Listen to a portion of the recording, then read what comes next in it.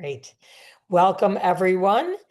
So let me share our agenda for this is our 9th CAG meeting. And our objectives today, we'll hear an update on the MSBA school building committee process. And then we're really going to focus, we're going to finally get to discuss the options for the Brown School. And, the presentation you all have seen, but we haven't gotten a chance to walk through together and talk through. So we'll hear from Rich about that. And then we have Mike Mastroboni here to give us a Municipal Finance 202 update on the mechanisms of overrides and debt exclusions and capital investment. And we'll also talk about building investment needs at other schools. And we'll hear a bit from Rich on that. If you're here as a member of the public, we will have time at the end for public comments. So please hold your thoughts, your comments until the end, and we will come to you and you'll have a chance to offer any comments at that time. And then at the end, we will review any action items, talk about upcoming topics in the work plan. And also, because there was a request, we'll look at sort of what else we have not yet covered that that the group has said is important according to our decision matrix. Any questions about the agenda? Yes, I'd like to add, if this is Councilor Kristen Strezzo, I would like to add that there is a commitment from the consulting team of the next 2 meetings, and that is decided on in this meeting and confirmed by the end of the week. There seems to be a disconnect with communication and responding via email.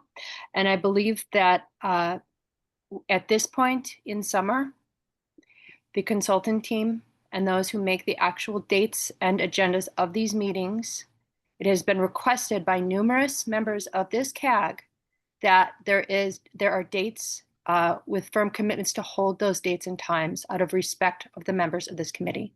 And I'm asking and requesting that there is a date set, if it is for the next meeting, in this meeting and all future meetings of months ahead.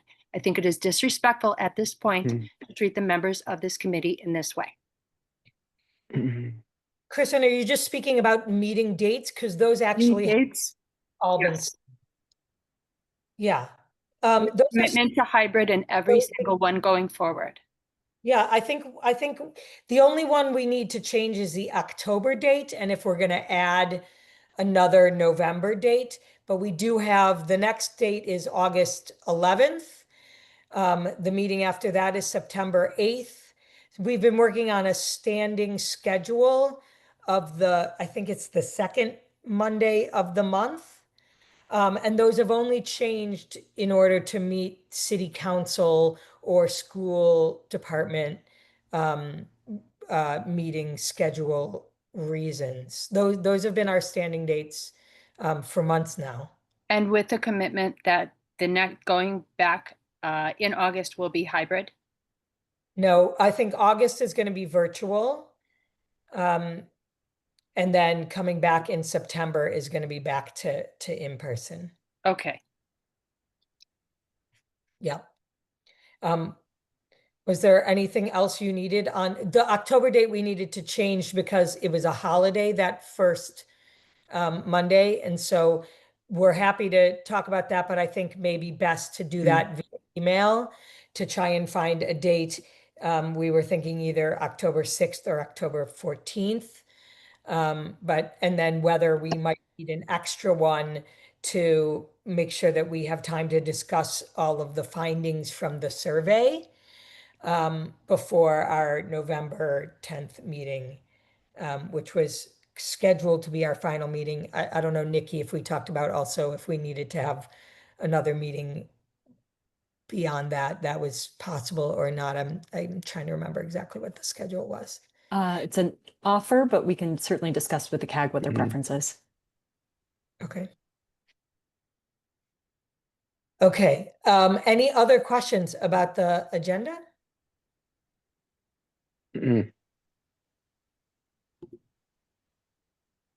Okay, let me stop sharing then. Um, so Rich, can we, let me just confirm everybody received the summary from the previous meeting, and just confirm people didn't have any questions or corrections, or we didn't get anything by email, but were there any questions or concerns about that summary? Nope. Okay. So Rich, let me turn to you to just give a brief update of the school building committee meetings. Great, thanks. Yes, we convened the school building committee. We had our first meeting last week on Monday. We had everyone that was able to attended. Unfortunately, we weren't able to schedule it before the end of the school year, so we did coincide with some vacations. But we had a majority of the committee members attended. Primary matter of business was electing a chair for that. Emily Grandstaff wife Rice was nominated and unanimously elected as chair. So she'll serve in that capacity for as long as we have her. We did give the update that we are in the procurement process for the designer, the architect for the building. That RFQ is out on the streets right now. We'll have a pre-submission meeting this week. And then we've got a timeline with the MSBA, with the designer selection committee. That is largely driven by the MSBA. And there are three representatives from Somerville, the superintendent of schools, myself on behalf of the mayor, and then one other individual that we hope will be a representative from the SBC. So all that's in progress, and we've got our meeting schedule and cadence established. We'll essentially be meeting monthly on Mondays at 4:30. This is largely to accommodate or to avoid any potential conflicts with either school committee meetings or city council meetings, because we have both the school committee representative and the city councilor on there, and a bunch of the staff that need to be there will have to go to one or both of those meetings. That was the same schedule time and cadence that we had with the high school, and it worked out fairly well. And again, as this CAG knows, the business of the SBC is largely the nuts and bolts of project management and design application. And it's a highly technical group. We've got a very good representation with a range of backgrounds that will bring a lot of perspectives to the design and construction of that building. Thanks, Rich. Any questions for Rich? Okay, and we can drop in the chat I think there was a recording of that meeting. Is that right, Rich? That is correct. So and at some point dropping that in the chat for anyone who wants to watch it and see more. And then before we go back to you, Rich, for the options on the Brown School, I just wanted to turn to you, Nick, briefly for an update on the survey. Yeah, I can speak to the survey briefly. Hello, everyone. Nick, I'll echo from the city's communications team. The finalized survey is currently in for translation. We're expecting to have that back relatively shortly, at which point we will plug it into the platform, do some testing with members of our office of immigrant affairs, just to make sure everything looks good on the translated versions.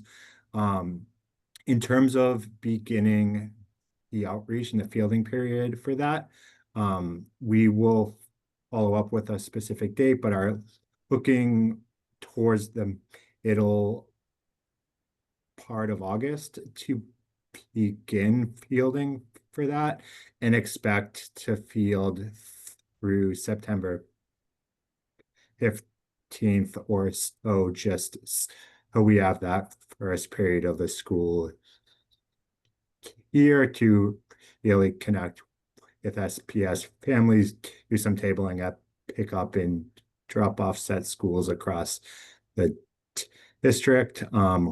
We plan to dedicate a lot of resources to that outreach, both like on the city side as well as in collaboration with our colleagues at SPS. Like as we start putting together materials to help distribute that survey to folks and kind of contextualize the project, members of the CAG will be sure to share that material so that you all can play a part in distributing that to members of your respective communities and ask for support and people sharing their perspectives. And I'm glad to kind of take any questions on that process either here today or like offline after the meeting. Thanks, Nick. Any questions for Nick now? Okay. So Rich, let me just hand it back to you then to talk about the Brown School. Great, thanks. And thanks for everyone's patience as I've navigated a few different things to finally be with the group here. So it's just to give a perspective on some of the previous planning for the Brown School. The Brown School is the last remaining sort of old schoolhouse in Somerville. There were about a dozen or so different schools that have opened and closed in the intervening time since the Brown opened. In 1997, there was a full set of plans developed to demolish the building plus 2 adjacent properties and build new. That plan stalled out and those plans were abandoned. By 2009, the cracks that everyone saw at the June meeting that Ralph led the tour to show everybody, those started showing up and were cause for concern. So from 09 through 12, those cracks were investigated actively by structural engineer in initial reporting. Even though it wasn't sort of tracked until 09, those cracks were thought to have started at least 40 years prior to that date, and that they had been there for a while. And then for that 09 to 12 period, the cracks were actively monitored. Wasn't seeing very much in the way of movement on those. The root causes of it were generally inconclusive, but there is some speculation that roots of the adjacent oak tree are a root cause. In 2013, an MSBA statement of interest was submitted, and the MSBA did not accept Get out of there. Go. into the program. In 2015, there was the roof collapse and repair, and that led to an additional structural investigation at that time. And again, the conclusion of that structural investigation was that there were no immediate causes of concern. The roof collapse was an understandable failure of the wood timbers, and there were no other causes of concern in the building. In 2021 and 2022, Capital Projects undertook a master plan evaluation for largely centered around office space for city offices and school administration offices. But knowing that the Brown was a clear concern, we included that building in that evaluation, which also included the Escherly. In 20 23, as everyone know, a statement of interest was submitted to the MSBA. The Brown was not accepted into the program. However, the Winter Hill was, and there was a provision added to the Winter Hill inclusion that the city could elect to add the Brown population to a single new building. We've resumed the regular readings of those gauges that Ralph brought the CAG to last time around. We monitor them quarterly, and generally we're not seeing much in the way of substantial movement. We do see some movement. It's almost seasonal movement, like a measurement to a measurement. We'll see some drift, but then it'll go back. So it's almost with the weather, some expansion and contraction of the building, as you would expect on any structure or bridge. Again, when we investigated the building as part of the building master plan, we did all the investigations on that building that we did for all the other buildings, like City Hall in the 1895 and Edgerly, which was really to inform a renovation or demolition and disposal of the building. So it included hazardous materials investigation, and structural, geotech. All of that information, all of those engineering reports from the various different disciplines exist in the volume 2 of the Brown School report. That's available via this link directly, or if you go to the Somerville main page, search building master plan, all the reports from that effort are there. And if you go to volume 2, it's all the detailed engineering reports.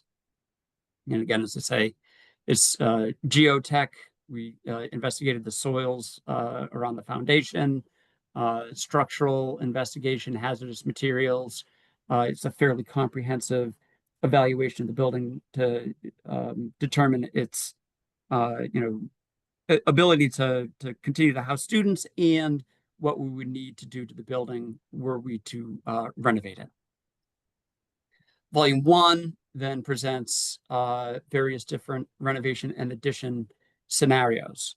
Again, that same sort of pathway, go to building master plan and Brown School Volume 1 to get to all that analysis. The analysis included a study of the building and potential additions and comparing to zoning. As most people, I think, know, that the city can exempt itself from zoning, but we try to be respectful of it because zoning, as it was passed, was something that was agreed to by the constituency and the neighbors, and we want to respect the neighborhoods in which any of our buildings are. So that massing study took that into account. The conclusion is that that the old portion of the building, again, there's some cracks, there's some deficiencies, there's hazardous materials in it that would need to be abated, but generally the bones of the building are good and it can be renovated. The difficulty in its existing footprint are twofold. One, there's no room for a cafeteria, no room for a gym, and ADA compliance. So in order to have those facilities and that ADA compliance, we would need to put on an addition essentially in the play yard, removing the bathroom structure, which was an addition to the building, and going out into the play area. In that way, in that volume, we can add a cafetorium and a gym and elevator stack that then gives access to the 3.5, 4 stories of the existing Brown structure. There were various different studies on what that addition could look like, taking up the entirety of the play yard, the east side, the west side, a central portion, and there was even a study if we needed to demolish the section of the existing building that was showing the cracks. So a lot of this was simply to inform concepts cost estimating exercises. And again, we've got hazardous materials accounted for, so we can attach cost to that. So generally, from a cost perspective, it wouldn't really matter if you use the east side or the west side. So we just sort of centered on using the west side, so that Willow Ave is the main entrance, and you can have a main entrance to the addition, which is ADA accessible on the Willow Ave side. Were this to advance to final design, that those decisions could be relitigated. But essentially, it would be a 3-story addition or a 3.5-story addition on that gives you access into the existing structure. And the layouts of those floor plans, conceptual floor plans, are in the building master plan, as is a cost estimate and breakdown that is useful for the engineers and the architects, as were we to advance to design of the building and into a bidding stage. Now that estimate, which was completed in 2020 and 2021, was $43 million. It was generated, sort of at the time of the pandemic, before a lot of the cost escalations in construction as a result of the pandemic hit, none of which have subsided. And so that number, as we move forward, has to be escalated to reflect those realities of changing construction costs. It also didn't include any consideration for laydown or staging space or temporary facilities during construction. As part of the K capacity study that we did in subsequent years, we did update those numbers. We accounted for construction cost escalation, escalated to $2026. The K capacity study didn't really prescribe what would need to be done for temporary housing of students, because of course students couldn't be in the building while we're doing that renovation. But we just held a $4 million plug number to account for temporary housing. It did exclude additional construction to the midpoint or escalation midpoint of construction. Still didn't include an allowance for laydown or staging, which would be a premium or a difficulty for construction in that neighborhood, or layout of those temporary facilities. So that is the work that's been done to date. As I reported to the CAG, we are in the process of updating these numbers again, along with all the numbers from the K capacity study, around the combined scenario and the Winter Hill only scenario for the increased enrollment, and also to reflect further escalation that we've seen in construction costs. We're still working through the details of those numbers with the cost estimation, the architect team. And I hope to be, we should be able to share that with the CAG at the August meeting. Great. Thanks, Rich. Questions for Rich? Matthew? Yeah, you mentioned that MSBA had rejected the application, I think, in 2013. Do they give details on that as to why? And obviously they approached it differently this time, but I'm just kind of curious about that. Thinking ahead to, if we make the decision to not recommend doing anything with the Brown, would the MSBA support something in the future, or is it just a no-go for them? Yeah, it's an excellent question, Matt. So to my knowledge, or let me put it this way. If the city requested a debrief as to why the MSBA did not pick it up, I have not found notes on that. and we don't have any staff that in either SPS or capital projects that were around at the time. I can continue to do some digging and ask around for some staff alumni to know if we have any insights on that. But I agree, and that occurred to me earlier today, that it would be good to understand, since essentially the Brown has been rejected twice, what, if anything, would put the Brown in a better light, other than simply the priorities at the time. I think, as I told the CAG, when we did the tours this time around for the Brown and the Winter Hill, with a very straight face, the staff at the Winter Hill, the staff from MSBA, when we were walking the Winter Hill, said it wasn't even the worst building they had been in that day. So I think it's largely the fact that there are a lot of districts with schools that are in dire need, and that comparatively the Brown on both go-arounds just didn't make the cut.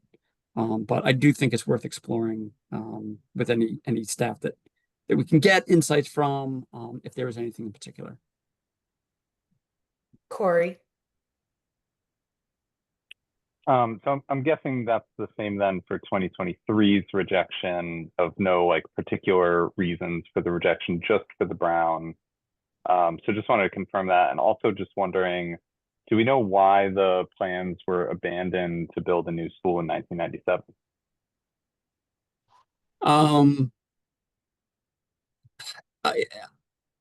I'm hesitant to opine on the 97 plan abandonment, because that's well before my time, and well before even people that I knew were around. Maybe Jack has recollection. Jack, you're on mute. Jack's on mute.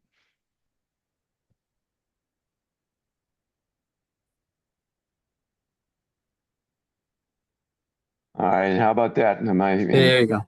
Oh, good. Listen, no, I was an elected official back then. I had spent some time as the Ward 6 alderman between 1985 and 2005. And there were a number of people, not just from the Brown School neighborhood, but from around the city, who were very, very much in opposition to then Al Agenziano, then superintendent of schools, desire to make the building an administrative facility, basically because of its age and probably the best building that could be renovated at the time. Very much incredible amount of pressure that was exerted on the school committee, the mayor. It became a pretty hot button issue for a lot of people. And I had many chats with Dr. Genziano about this, and with many of the Brown School parents. And he just said that particular point, it was not going to be part of the plan to go through this. There were a number of people who wanted to challenge any decision that was to be made. So basically it stopped right in the middle, and that's where it stayed. And here we are all these years later. And as I understand it, that I see recently that the Brown was one of the was the 4th or 5th best testing elementary school in the state. Is that something that I read somewhere earlier?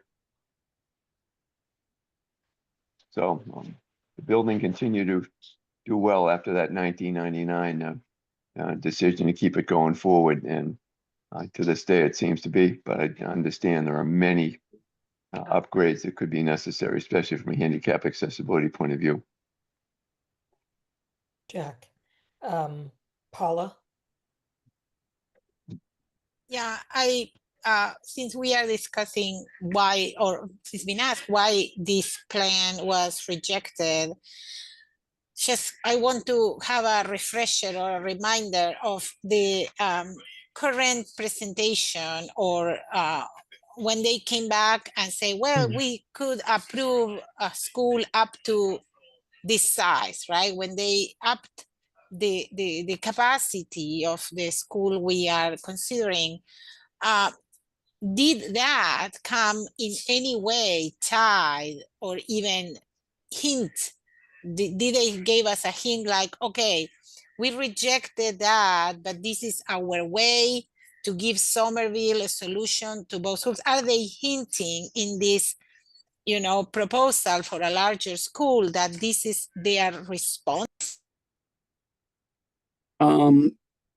Yeah, I hate to project their intents, but that is a pattern for the MSBA. Because if you think about what their mission is, their mission is to renovate and build new schools Commonwealth wide, and they have a limited budget.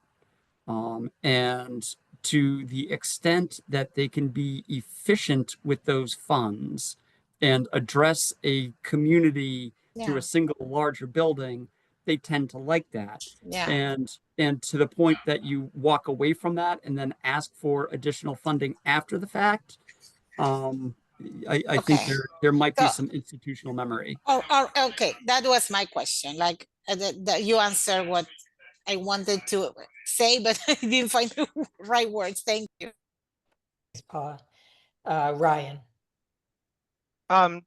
Just probably a little context the um for the members.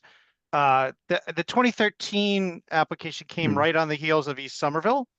That was a $40 million project that the MSCB supported when there was the fire and and then that was right at the same time, or maybe just a year before, the high school, which is obviously a huge, $250 million project. So and then in 2023, I just want to recall that we ordered our applications. So the school committee ordered Winter Hill appropriately as the top priority for the district, and then Brown was too. So they would have had to fund both projects.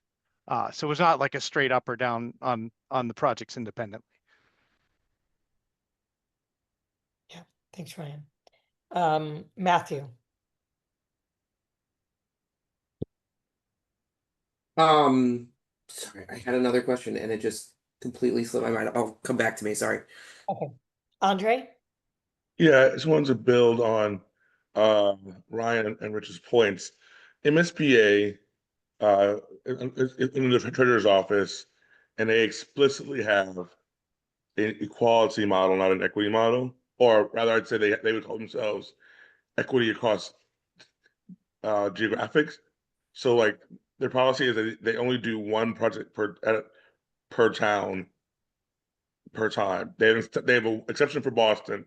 For the other 200 odd senior town, it's one project at a time as their policy. Even allowing us to put in the tiered thing for Winter Hill and Brown was them bending their rules, and we never really thought it would happen, but we thought we would be amiss if we didn't try. And this is, I argue, one of the challenges with the MSBA system is that urban districts are therefore always behind the 8 ball because they can't ever get ahead in the way that a community, a small suburban community with 3 schools, can just constantly be rifling through the system. But that is the game we're playing.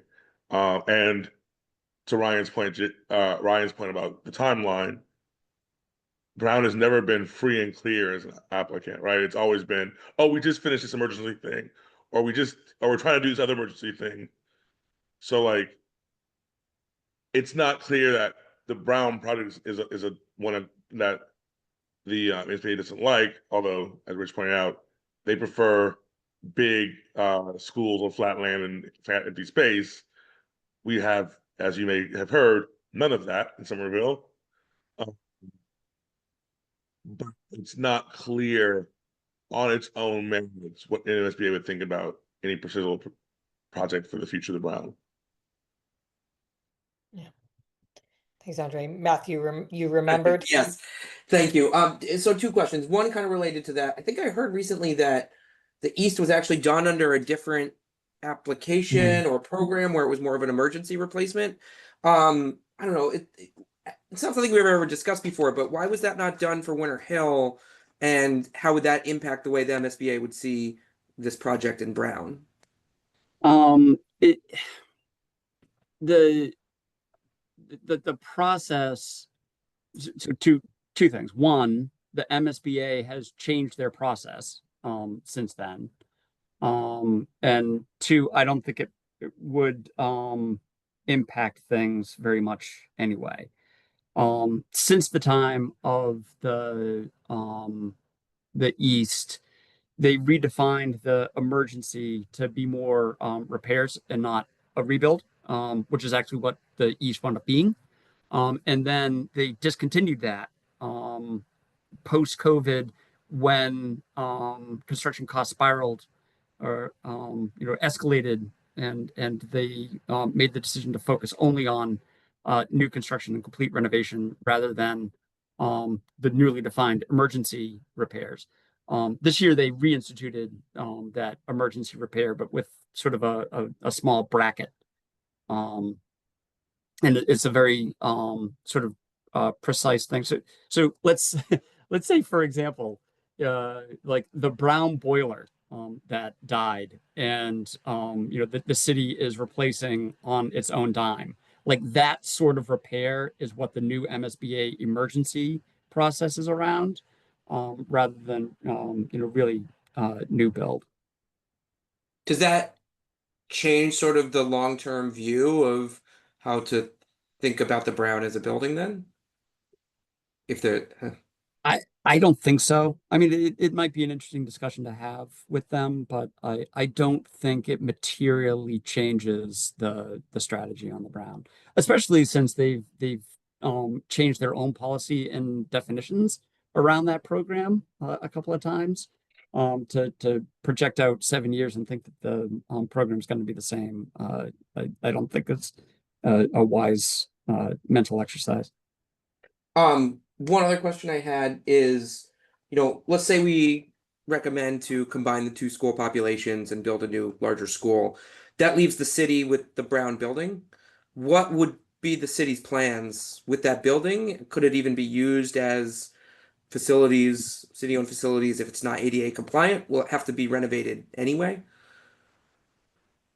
I do think it's a little premature to start speculating on what that disposition would be. We are notoriously slow in deciding what to do with our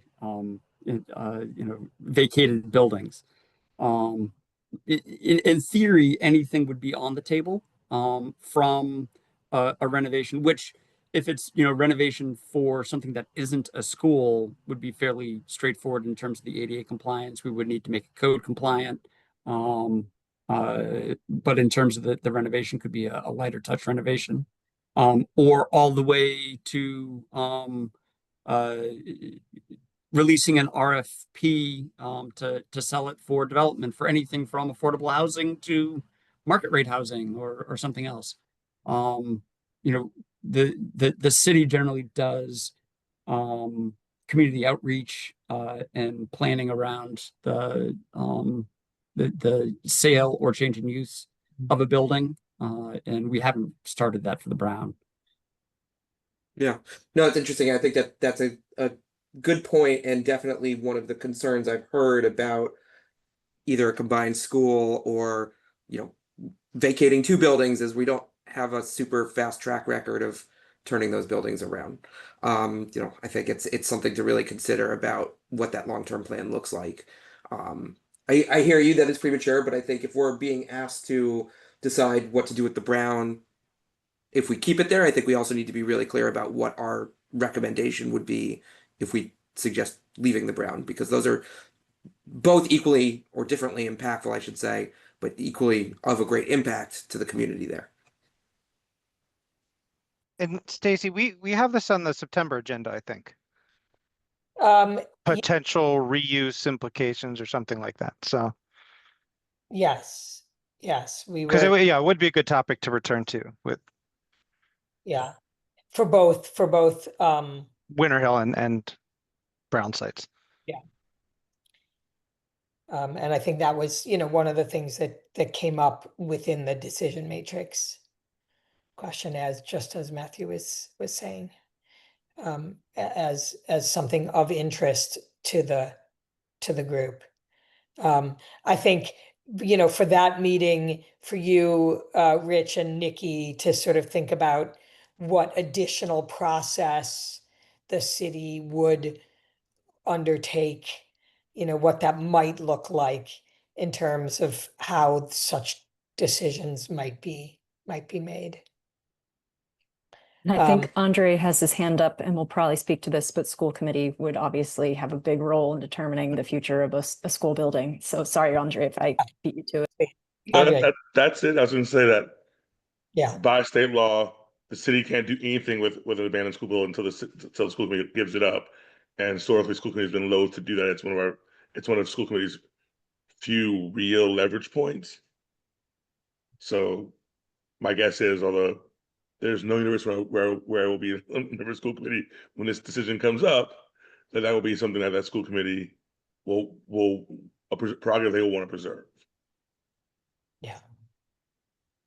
No, I think that makes a ton of sense. I think my point is that I think if we're making decisions and considering what to do with the building if we don't move, I think as a committee, our recommendation needs to take that into account as well, even if we have limited information.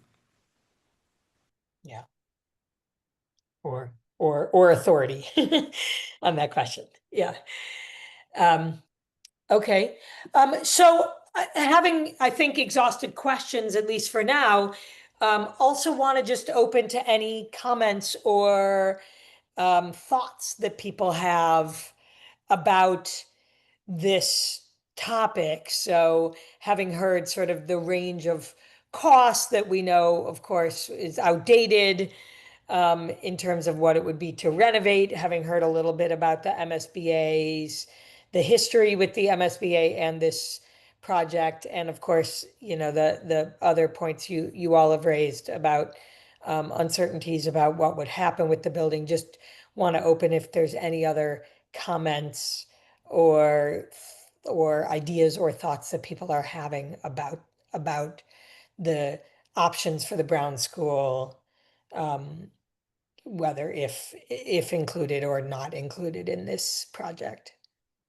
Just for the committee members to share any thoughts or considerations you're having. Brian. Just a quick question for Rich, I think. Was there any massing studies or anything that looked at going up, adding like a fourth story, just, I mean, it is a limited site, but one thing you can do is go up to kind of create more space. Yeah, the existing structure, while fine and not at any risk of falling down, wouldn't support additional stories. We we bantered around the idea of the addition being an additional story above the roof line, but from the program that we were examining, which was K8, and the only programmatic space that we were looking to add was a cafetorium and a gym, plus HVAC support, mechanical, and an elevator. There wasn't really a need to go higher. Moreover, sort of the massing study would be sort of negative, particularly on the adjacent properties on Josephine and Willow. So we kind of just walked away from that idea. But again, were we to go to final design, those conclusions could be relitigated through a larger design effort. Yeah, I think just in terms of adding extra space to go K to 6 relieves some of the middle school problem, might make room for a specialized program. It opens up some other options for the school committee to program that might be worth thinking about. But that's all I want to say. Thanks. Corey. Yeah, just two brief thoughts. One is I'm especially curious about the next part around finances, because I have other questions just around like how we would potentially fund a renovation and what the ultimate cost to the city would be. That I can wait until that part for just, I mean, I've expressed before, but just potential concern about just how significantly expensive it would be to renovate the Brown on its own, given all the other projects that we have that, again, I'm not sure if we're discussing that next or not, but seeing the list of potential projects and the other potential uses of funding is just one kind of, not, if not red flag, maybe yellow flag for me. And the other thing is just wondering, similarly looking at that list, like I'm curious if Brown could be used as a swing space for renovations in other schools, and if any of the renovations in those schools would require displacement of students that would require the kind of swing space that the Brown could provide if we did combine the schools. Yeah.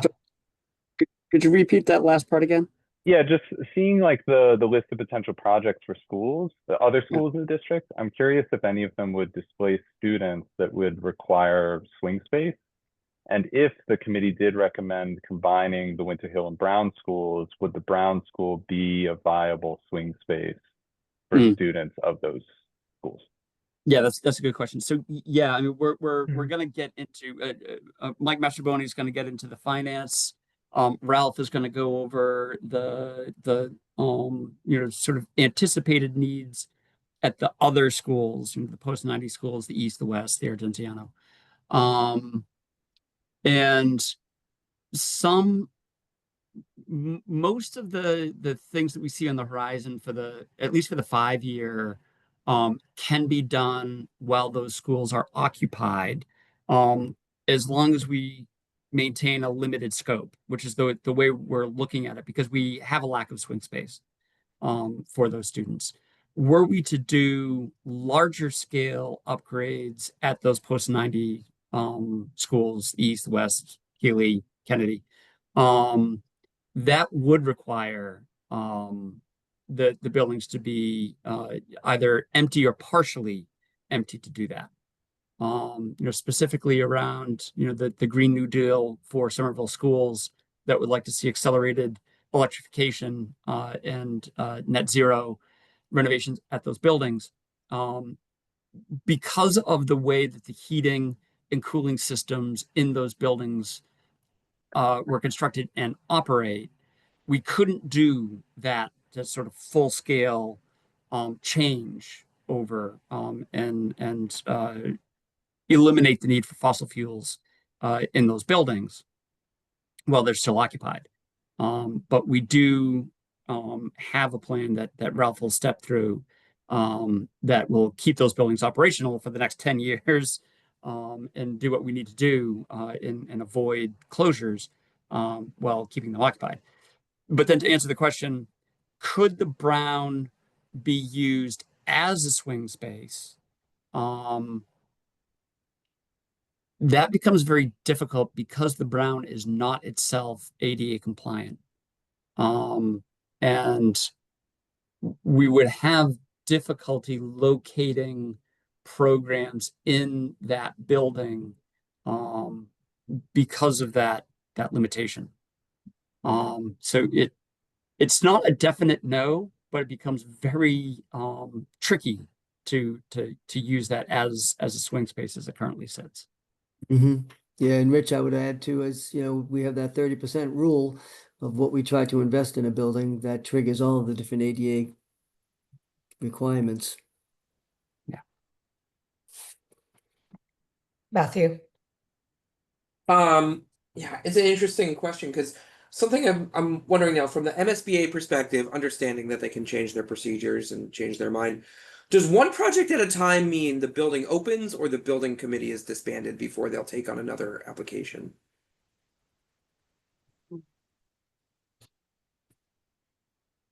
I think I don't think the building committee needs to be disbanded because we only just disbanded the high school building committee a couple months ago, and that's 2 years that's exactly occupied. I think it's substantial completion of it. I think to my knowledge, and again, I don't have universal knowledge of all 400 communities in the state, but a community that has done this very deliberatively is Haverhill, which population-wise is maybe slightly smaller than Somerville, but comparable. They started in the 90s doing one building at a time, and have just been accepted into the MSBA for what will be the last of their series of K-8 schools. And I think in total they've done 7 since the 90s, and they've just done them, one right after the other. They finished the Hunking, which is 1,100 students, 1,100 students, pre-K-8, in the Bradford section of town. And they're now doing the Greenleaf, the Whittier, having done the Silver and Gold Hills before that. But they've done them back to back, from end of construction to start of design. So in that segues really well into kind of the second part of my question is, I think we heard from you that there were several times that the Brown might not have been the highest priority for a variety of reasons, East, Winter Hill, high school, etc. Is there any other project that could bump the Brown from priority for MSBA purposes, like just in terms of our own town's our own city's priority? Within Somerville, I highly doubt that. So Ralph's going to step through our investigations on the post-90s buildings, and the West is our next oldest from 94, then shortly followed thereafter in 97 with the Healy. And generally those buildings are in good condition. The heating and cooling systems are nearing the end of their useful life. They need to be replaced. Roofs need to be replaced, but that's, sort of, in my mind, fancy maintenance. With the Brown and the Winter Hill, those are our last of sort of structural concerns. So it wouldn't be on the city's radar to say build a new school at the Cummings or something like that. Like that there's no plans about dealing with that building. Not the Cummings, no. Well, and I think a lot of this might fit in better after we preview that information and talk through it. But just don't want to cut off this conversation if there's anything that's not related to sort of the broader capital planning for other schools piece of it.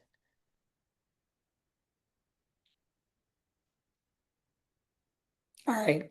Well, with that, I think then maybe let's shift to the Municipal Finance 201 and invite Mike Mastroboni. Mike, do you want us to share your presentation, or?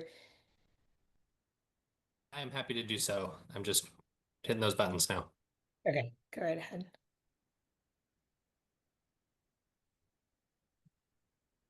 So if I hit this slideshow, are you guys seeing full screen here? You want to hit slideshow? We are now. Okay, cool. All right, great. Just to make sure I got all my stuff set up. Thanks, everyone. Thanks for inviting me back after an awesome first time. I think we met in January, if I remember right. We laid out kind of the scale of the city and schools infrastructure needs. We talked about the tools available to us as a city in Massachusetts, and ways to get around Proposition 2.5 and things like that. So tonight's main goal is to walk through and make sure everybody feels comfortable with how capital investments show up in the following year's operating budget. We'll also talk about the challenge that we face and how that the city faces financially and how that impacts the construction advisory group's decision on a voter approval or a strategy or a funding plan. I've got a bunch of slides that I'm going to go through really fast here, and a lot of it is going to sort of seem a little bit like review, but now that the advisory group has had time to think about what I shared last time, work through other questions, I'm hoping that you all will have questions. I'll take frequent pauses, so please feel free to raise your hand and we can ask questions as we go through the presentation. I've only got maybe 20 minutes or so, maybe less. So quick roadmap for tonight. We'll do a refresher on how Proposition 2.5 works, the tools that are available to us. But again, what it means when a capital project becomes a long-term operating expense. the queue of projects that we're currently looking at in terms of capital projects, what gets delayed in some different scenarios. And again, review of the mechanics and risks of a debt exclusion. I think we talked a lot about that last time. Of what is the risk on the strategy? Like, how do we do this? And the fiscal squeeze that's coming. So if anybody's been watching budget development, budget review hearings, you'll be aware that there's some new updates of slowing new growth. So we'll go through that as well. Remember that when we talk about a budget or a funding plan, right, it's not developed in isolation. You know, I would say this group is in the community and council input section, but that has to mesh itself with existing strategic plans, the priorities of the capital plan. What policies, processes, and measures of fiscal health have we set for ourselves as a community, right? All that gets mixed up, and then we make sure we're doing a good job at it. But this isn't something, you know, this decision that you have before you is part of a big piece, or is one of a number of pieces. So you remember that under state law, cities in Massachusetts can only grow their tax levy by 2.5% each year, plus whatever new growth we get from development. I'm going to talk later about that new growth and about what the projections look like. But again, the idea is that the 2.5% growth is automatic. The new growth is automatic. If we want to raise more than that, we have to ask voters to approve it. Again, not surprising to this group. Obviously, two tools, right? An override, which raises the tax base permanently and can fund operating costs like salaries, staffing, utilities, your ongoing ordinary maintenance, janitorial services for the building, you know, ongoing maintenance, or a debt exclusion, which raises taxes temporarily to cover payments for a specific capital project, like in this case, a school building, like in recent cases, Somerville High School. In the case of the exclusion, once the bonds are paid off, the tax increase goes away. We're not alone in considering overrides and exclusions. I think I talked when I was here in January about the two successful overrides in my hometown of Medford and a failed exclusion, all in the same election. If anyone's been following the excitement in Stoneham, you'll remember that I think it was in April of this year, Stoneham residents did not pass a $14.6 million override of Proposition 2.5. I think they actually, I didn't really follow it too much after that, but I believe that they came back with a lower, like, sort of emergency update. They had to cut back on a lot of services to the tune of, I think, like $5 million in reductions. I think it was Newton that also had a recent exclusion as well. This is we're hitting an era of Proposition 2.5 not working for us. The bottom line, I think, when you think about Proposition 2.5, is that relying on that 2.5% growth to fund everything that we need, it's not enough without sacrificing services. Questions on debt exclusions, operating overrides, Proposition 2.5 before I move on? I'm going very quickly, and I want to make sure folks have their questions answered about these.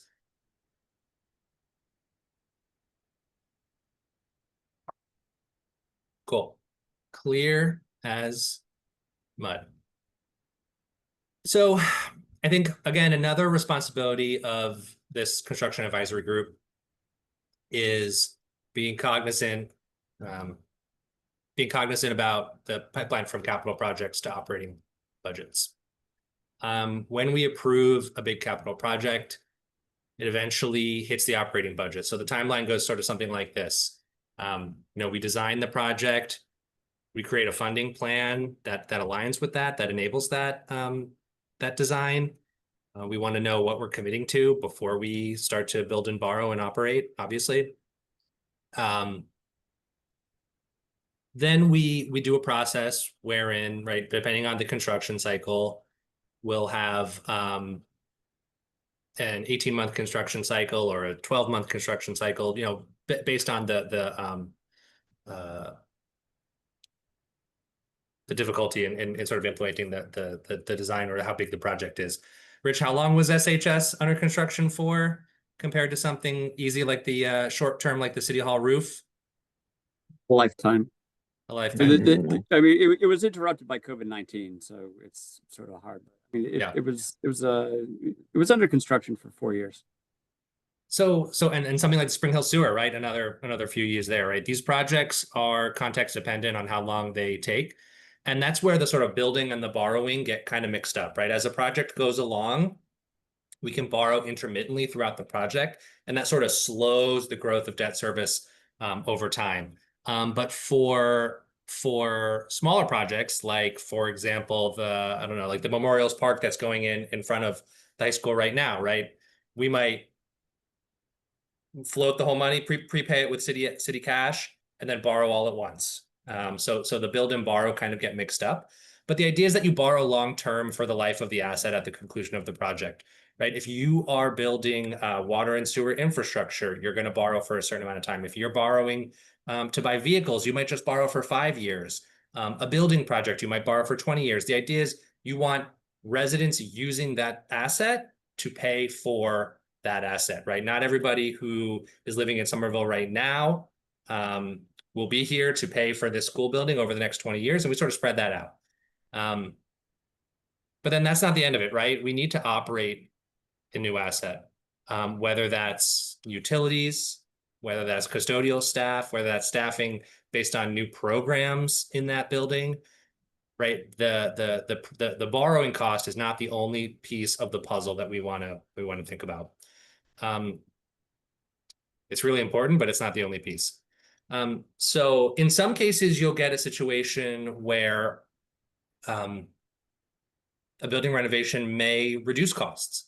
An example of a newer, more economical HVAC system, or smart energy solutions within a building can actually save the city money in the long term rather than actually costing more to operate. But I found typically, when we replace an asset, at least since I've been here for the last 10 years, I think we want to really focus on making sure we maintain that asset and spending the right money and allocating the right money in the coming fiscal years to make sure that stays in a good place. And then the pay for, right? So once we borrow money, we pay for it over time.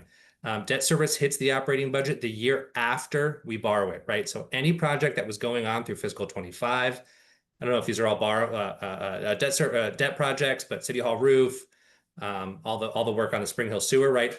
All of that was done in fiscal 25, the fiscal year that ended on June 30th, we start paying for it in the next fiscal year, fiscal 26, the one that started in July. Right? So there's a little bit of a lag. It's why we have to think about these things on a 5-10 year timescale, right? Absolutely essential. And don't forget that debt service is legally binding, right? We are required to pay it before we pay anything else. We're required to pay for our pension obligation. We're required to pay for our health insurance for our employees, as well as salaries, right? All of the debt service is the first money out the door, absolutely essential that we need to spend. There's no delaying it. There's no changing it. The bill is coming due either way.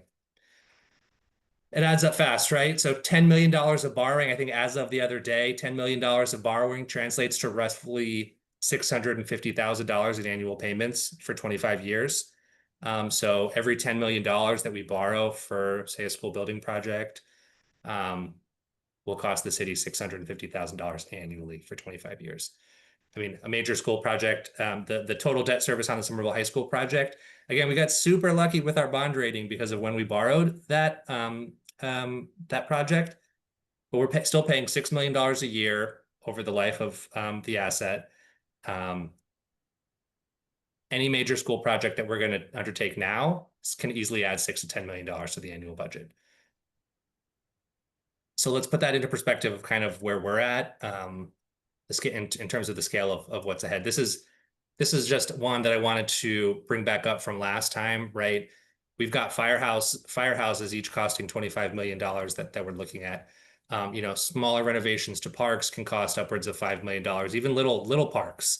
I'm consistently shocked, by even after a decade of how expensive things are. We have multiple school building HVAC improvements in the pipeline that have been allocated funds and will be kicking off soon. And then obviously we've got this project here. So if we don't pursue a debt exclusion, what is like, I guess let me take a step back here, right? Even with state reimbursement, the local share of a school building is going to be tens of millions of dollars, perhaps hundreds of millions of dollars, right? If we don't plan for that and make a decision about that in a proactive way, we're setting ourselves up for tough choices, because right now what you're looking at are the current CIP highest priorities. It's big things, it's small things, it's annual ongoing maintenance. I think the one thing that I want to really focus in on here is a lot of the maintenance work that we do, whether it's street repair, building repair, parks maintenance, come from borrowing. Those are recurring expenses that we're consistently sort of rolling debt service onto the pile as other debt service expires, right? That's sort of just a part of what we do. But a lot of the city and school building investments that we're doing right now, whether that's the Argenziano Atrium or the roof at the Healy School, or you know, our bike network, implementing our bike network action plan, so on and so forth. These are things that are sort of the first order of business for our CIP, absolutely essential for what we do. And the sort of next group that we added layered on top of that is these big school HVAC projects, along with the Winter Hill School replacement. You know, if we don't have a financing strategy that has some sort of support for either, you know, one or two or sort of a package of debt exclusions, these are the type of projects you're looking at here that would be sort of, we'd have to either fund elsewhere, look for grants, or reduce services that residents get right now, right? Just to be able to do things like our annual street resurfacing plan. The outlook's not great. And then this project that you all have been discussing is a real big piece of the puzzle that is kind of one of the first dominoes that we're going to have to figure out. It will impact these basic city and school building investments, the mobility investments, ADA upgrades, things like that. What questions do folks have on the CIP and debt service and how much things cost? I'm happy to take some now if there are any. I have a question. This is Councilor Strezzo. Go ahead. What did we borrow any money to redo the Winter Hill School playground and also the Brown School playground? That the middle school playground, the one in the back, what was that, 2017? And then the playground in the Brown School, what was that, 20? Ryan Williams will know this answer. What was that, 2020? I don't know. Rich, do you have those with you? I don't have those with me. I don't have what we borrowed and what we didn't, but I can grab that. Yeah, I don't remember off the top of my head. I imagine the Sycamore Street playground was bonded. I think we used facility stab for the Brown School a couple of years ago, but we may have like used Mike, ARPA. I'd have to go back. I think we used some ARPA, Rich. Yeah. Yeah. But the upshot is that I don't think the Brown was bonded. And how much left is then do we have to pay? I guess you can answer for this. If we did borrow money with the Sycamore playground, how much more is left to pay on it? And so are we, et cetera? Mike could have to. Yeah, I'm happy to look that up. How much is left? I know we used a variety of funding sources for that. I think we might have. I think Rich is right that we used maybe some you know, a variety of tools to handle that. But I can find that out and get that to the project team here. Awesome. And then can you distribute that either between this meeting and the next one on both? Absolutely, for sure. Thank you. I see Paula with their hand up next. Yeah. Yeah, I have a question because I've heard, I don't know, I might be incorrect, but I heard somewhere that we are also, as the cities, also due for a apparently urgent renovation in a sewer, I mean, more, not just the one that was already done, but more sewers and water management renovation, because there is a problem with the runoff to the river. And either I might be incorrect, but I was wondering, if that plan is also a very big project that the city has, or it is the city that has to take care of it with the same type of funds, and what, if that is so, what's the urgency of that, and whether that will be part or can sort of get in the middle of these priorities. I'm just curious. Sure. Yeah, so it's a great Go ahead, Richard. question, Paula. So yes, we are under a regulatory process right now that will require the city to do major investments in its sewer system. The extent of those investments and the amount that the city will directly need to pay for, as opposed to the state and the MWRA, is currently being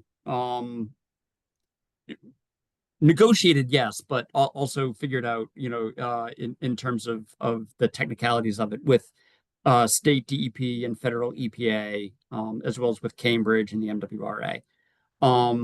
So that's a long way of saying that we don't know exactly what the city's liabilities will be, but we can reasonably assume they are going to be substantial, in the hundreds of millions of dollars over the next 1 to 2 decades.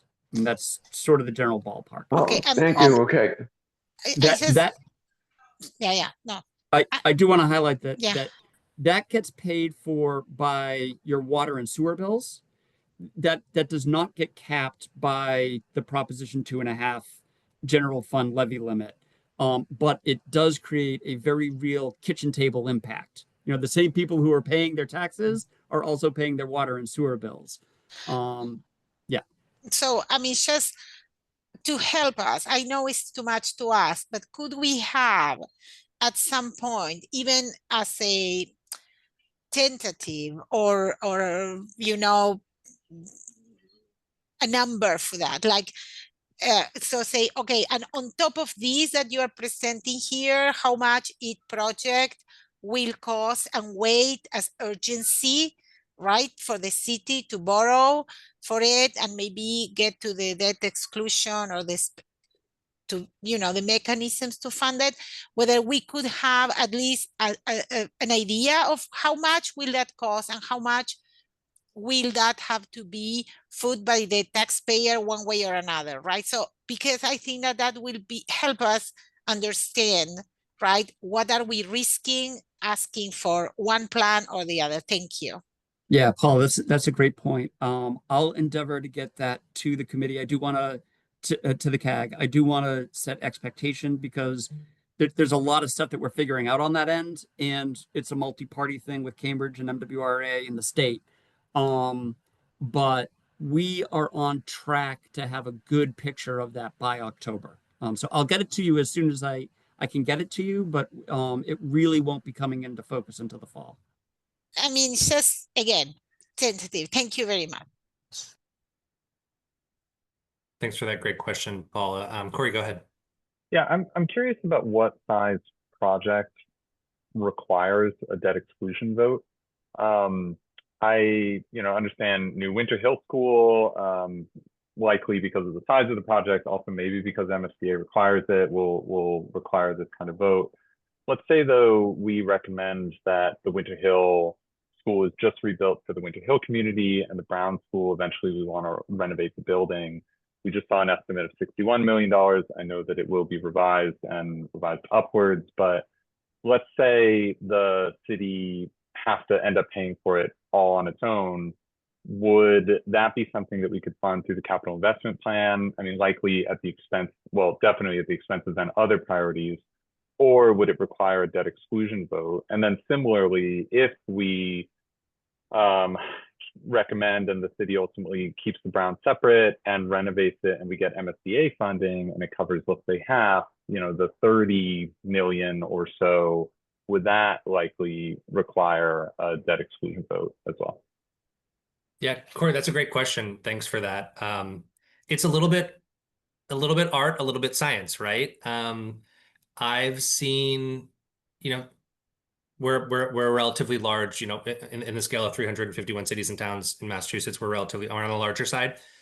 I've seen cities and towns go for exclusions on very small amounts of money, you know, for like a vehicle, right? Or like a firefighter, sorry, fire truck. So there's to your first question, no, there's no amount that's too small. But I think the main takeaway from what you said, you sort of answered your own question, Corey, which is like, you know, were we to either put ourselves as a city in a position where we didn't want to go with the debt exclusion, it would come at the cost of the pace of projects that we've been looking at, such as, you know, investments in school HVAC and the things you see on the screen right now. There was a third part of your question as well. I think. What did I miss, Corey? Sorry.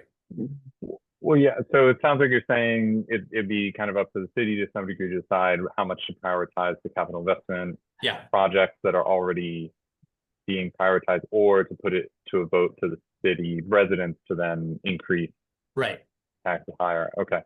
And that's where we're going next, is sort of what the risk, like what the levers that you all want to be thinking about when you make a recommendation are, because I think you're right. You're getting to the point where like that is the crux of it. Like what is the assumption of risk that we're going with here in terms of once we put this to the voters, we have a limited amount of control over what comes back, right? The city can't actively take part in that. Yeah, I mean, I think Mike, you might want to shoot me for saying this, but you know, I think the way to think about this is you're on the right track. Like, what could we fund without a debt exclusion for a new school? One way to do that, you know, over a course of 1 to 5 years, is to stop paving roads, or stop opening new parks, or stop doing, you know, regular maintenance, and do those trade-offs. But even if we were to erase the rest of the capital plan for a year or 5 years, I think anything that goes beyond maybe like a $20 million price tag in any given year, we'd have a very difficult time getting onto the CIP. And therefore, like, if it had to go forward, would likely recommend a debt exclusion vote. Would need a debt exclusion. Okay. All right. Thank you. Okay, I mean, Mike, maybe we can do a little bit of gaming around this and come back with a number, but like, just looking at the bandwidth that we have within it, and to keep the debt service where we need to keep the debt service, that does sort of give us a rational cap in what we can in debt fund in any given year. That's true. It's the other piece that you didn't mention, probably because it's a bad idea, right, is reducing services to residents on the general front, right? Like we can make space. Like that's where I sort of mean, Corey, it's like an art and a science, right? Is it's fundamentally a little bit political. Like what do residents actually want, and how do we give it to them in a way that maintains our measures of fiscal health as an organization, right? That keeps that prioritizes current residents and future residents. We don't stick them with a bill. So yeah, it's a tough question to answer, but I think the way you approached is absolutely right of trade-offs. Yeah. Matthew. Yeah, I mean, maybe I missed this, or because I wasn't here for the previous presentation as well. Is the Community Preservation Act something that we can leverage, especially for, say, you know, just looking at examples of that, you know, elevators were added to other buildings under that act. Is that a way we can leverage some of those funds in a different way? Is that subject to the increases in the Community Preservation Act surcharge? Are those limited to the same limits as the Prop 2.5, right? Is that just another way we could get in there within the current funding paradigm? Yeah, the great part is residents voted to maximize the Community Preservation Act surcharge, which is great news for affordable housing, historic preservation, recreation, and the fourth thing that CPA is for, which is not coming to my brain. Historic preservation. Thank you, Rich. Like a building from 1900. Yeah. So absolutely, to answer your question, absolutely. It's possible, and we want to leverage that in a way that is sustainable and helps us accelerate projects. This is the first year that we have that doubled revenue. Again, that comes, as you're talking about Corey's trade-offs, right? That comes at the cost of perhaps community projects, right? Where if the city is grabbing all that money, that leaves less for community projects. It leaves less for a homeowner trying to keep their historic house, right? So there's always trade-offs. I think we want to your point, Matthew, we want to leverage CPA to get more things done. We want to work even closer now that the resources are doubled. We want to work even closer with the CPA manager to make sure that happens. Does that make a dent in the school situation? No, but does it give us capacity sort of around around the edges? 100%, and that's something that I think we plan on doing going forward. As Nikki put in the chat, CPA was used from the Brown Schoolyard. In Winter Hill as well, right? Yeah, West too. I think a bunch of the school, at least the design work was done with CPA. That tracks, Ryan. Yeah, CPA is a great way to get a project kickstarted, for sure. Marta. Hi, thank you. I have a question regarding there are certain things that are regulatory or code driven, like the overflow, the combined overflow. It's a concern because of regulation. Same with, Brown, for example, not being ADA compliant. Like, how do we deal with things that are out of code and the city could be sued for not complying with it? And would that also require a debt override or debt exclusion, sorry, or how would we manage something like that if we were forced to do it because of regulation? I see you unmuted, Rich. Do you want to go first, or do you want me to jump in on that? I don't want to go first. You go first. Yeah, I mean, it's definitely a part of the process by which we look at what needs to happen before other things, right? Is there regulatory compliance? Is there a lawsuit? Is there, a federal law, American with Disabilities Act, that requires us to do this? When we look at projects, that's an important piece of it.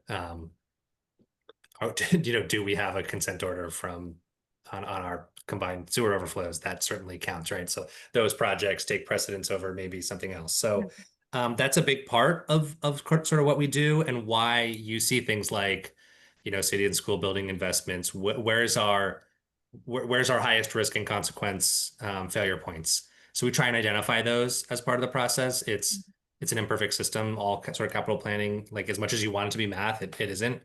But yes, we take those into account very seriously. If there's risk, again, it's all about risk mitigation, right? Right. Risk Likely that management, something's yeah. going to happen. So how do we make sure that we're spending our dollars in the most effective way? So yes, I think, does that answer your question sort of on like how we approach that? Yeah, my question is, if that suddenly becomes an issue, does that also require a debt exclusion? Or, I mean, again, it's part of the risk mitigation. Obviously, if we don't repair our buildings, they may fall apart. So, I just wonder how we count that in as part of the risk management of all the properties that we have in the city, knowing that some are out of code. So Yeah, it's a great question, and one that causes me a lot of anxiety and gray hair. And it does vary. You bring up the combined sewer overflow again. That is not subject to the 2.5 cap, but it is going to be a real kitchen table impact over which we will have no say. There will be an administrative consent order, and if we don't do it, the federal government and the state fine us more than the cost of the project. It does influence what we do with the buildings. The Winter Hill at Edgerly folks might remember our original plan to reintegrate the pre-K and K at the Edgerly was to renovate the old boxing club. But when we reached a certain trigger point where we found out that the cost of doing that, the amount of work that would have to be done to do that, would trigger other upgrades that were non-negotiable. And it wasn't that the city, didn't want to invest those dollars. It's that we couldn't physically do those and keep the building occupied, which is why we went to Plan B, right? So we're constantly sort of keeping that in our minds, in our planning. One of our larger risks is around ADA compliance and the time to comply, and some of our city buildings and the Brown, in fact, it does leave us the liability of having those buildings not. And if we do face a suit, it then takes over the rest of the capital investment plan. We either have to knock things off or have to go to a debt exclusion so that we can keep things on. It's an art, a science, and cause of a lot of anxiety. Thank you. Ryan, is your question on the CIP? Yeah, Okay, just for the maybe for the committee's benefit, can you give some of the background and the cost on it used to be called the building master plan, but there's a couple really big ticket, items that are approximately, the cost of like a school renovation. I think 1895 is next, and like 25, 26 for 95 million. Can you just kind of give us the update on what the timeline and cost for those projects are? I can't give you a timeline. I think a lot has changed since our last CIP. I'm going to talk about that in a couple of minutes here, sort of what has changed. I don't know, Rich, if you want to throw out. I mean, my understanding was the order was 1895 City Hall, then the Edgerly. In the meantime, we've started leasing the Tufts Administration Building, which is a great sort of medium-term solution to space needs. It's not perfect and it doesn't fit everybody, but it's progress. So that's a really good opportunity that we've been able to leverage in the meantime. But I don't know, Ralph or Rich, if there's anything you want to add on BMP. Yeah, I mean, I think given where we are with the schools, with Winter Hill, with the Brown, where we are knowing the stuff that Ralph is about to talk about in terms of things that we foreseeably need to do for heating, ventilation, and envelope roof at the post-90s buildings. Given where the economy is, given what Mike is about to give you our growth projections, given continued increased costs of construction and materials, particularly amid the tariff war, realistically, I don't see us making a lot of progress on the building master plan, the 1895 City Hall renovation, within the next several years. So I think for all intents and purposes, that plan is on pause until a whole bunch of other things shake out. We've been able to use that plan as as really good information as we start to try and make sense of having the TAB building in our portfolio. So it's not like it hasn't been useful at all. I think I don't know if it was Ralph or Rich or staff, I forget who, is still printing out that BMP building, like your department adjacencies, right? Like, who do we want to fit together? So there's a lot of real good work that happened, but yeah, I think realistically, I think before when we shared that timeline, the Winter Hill School was still functional. We did not owe $30 million on 90 Washington, right? Those are two big variables, just to name a few, right? So we're hoping to sort of rethink what this is. I'm going to skip this slide because you guys can read about, how we get these approved. We also talked about that last time. But this kind of dovetails with what we're talking about right now is, how do we want to think about how to manage our risk as we do this? So I'm having really trouble with my Zoom webcams here. And think of this as a dichotomy, sort of, do we have a single comprehensive exclusion? Do we have multiple piecemeal exclusions? I think the most straightforward way to do this, right? And straightforward, I'm not saying this is, what you need to recommend, but from my perspective, the most straightforward way is a single comprehensive exclusion that covers kind of these two big projects. It allows for things like clear messaging, right? With one campaign on what's going to happen. You have a predictable impact. You don't have sort of stages. We can plan financially for the whole projects. It keeps us in line with the MSBA timeline. And oh, actually, so I'm realizing smaller base of support and broad base of support should be switched.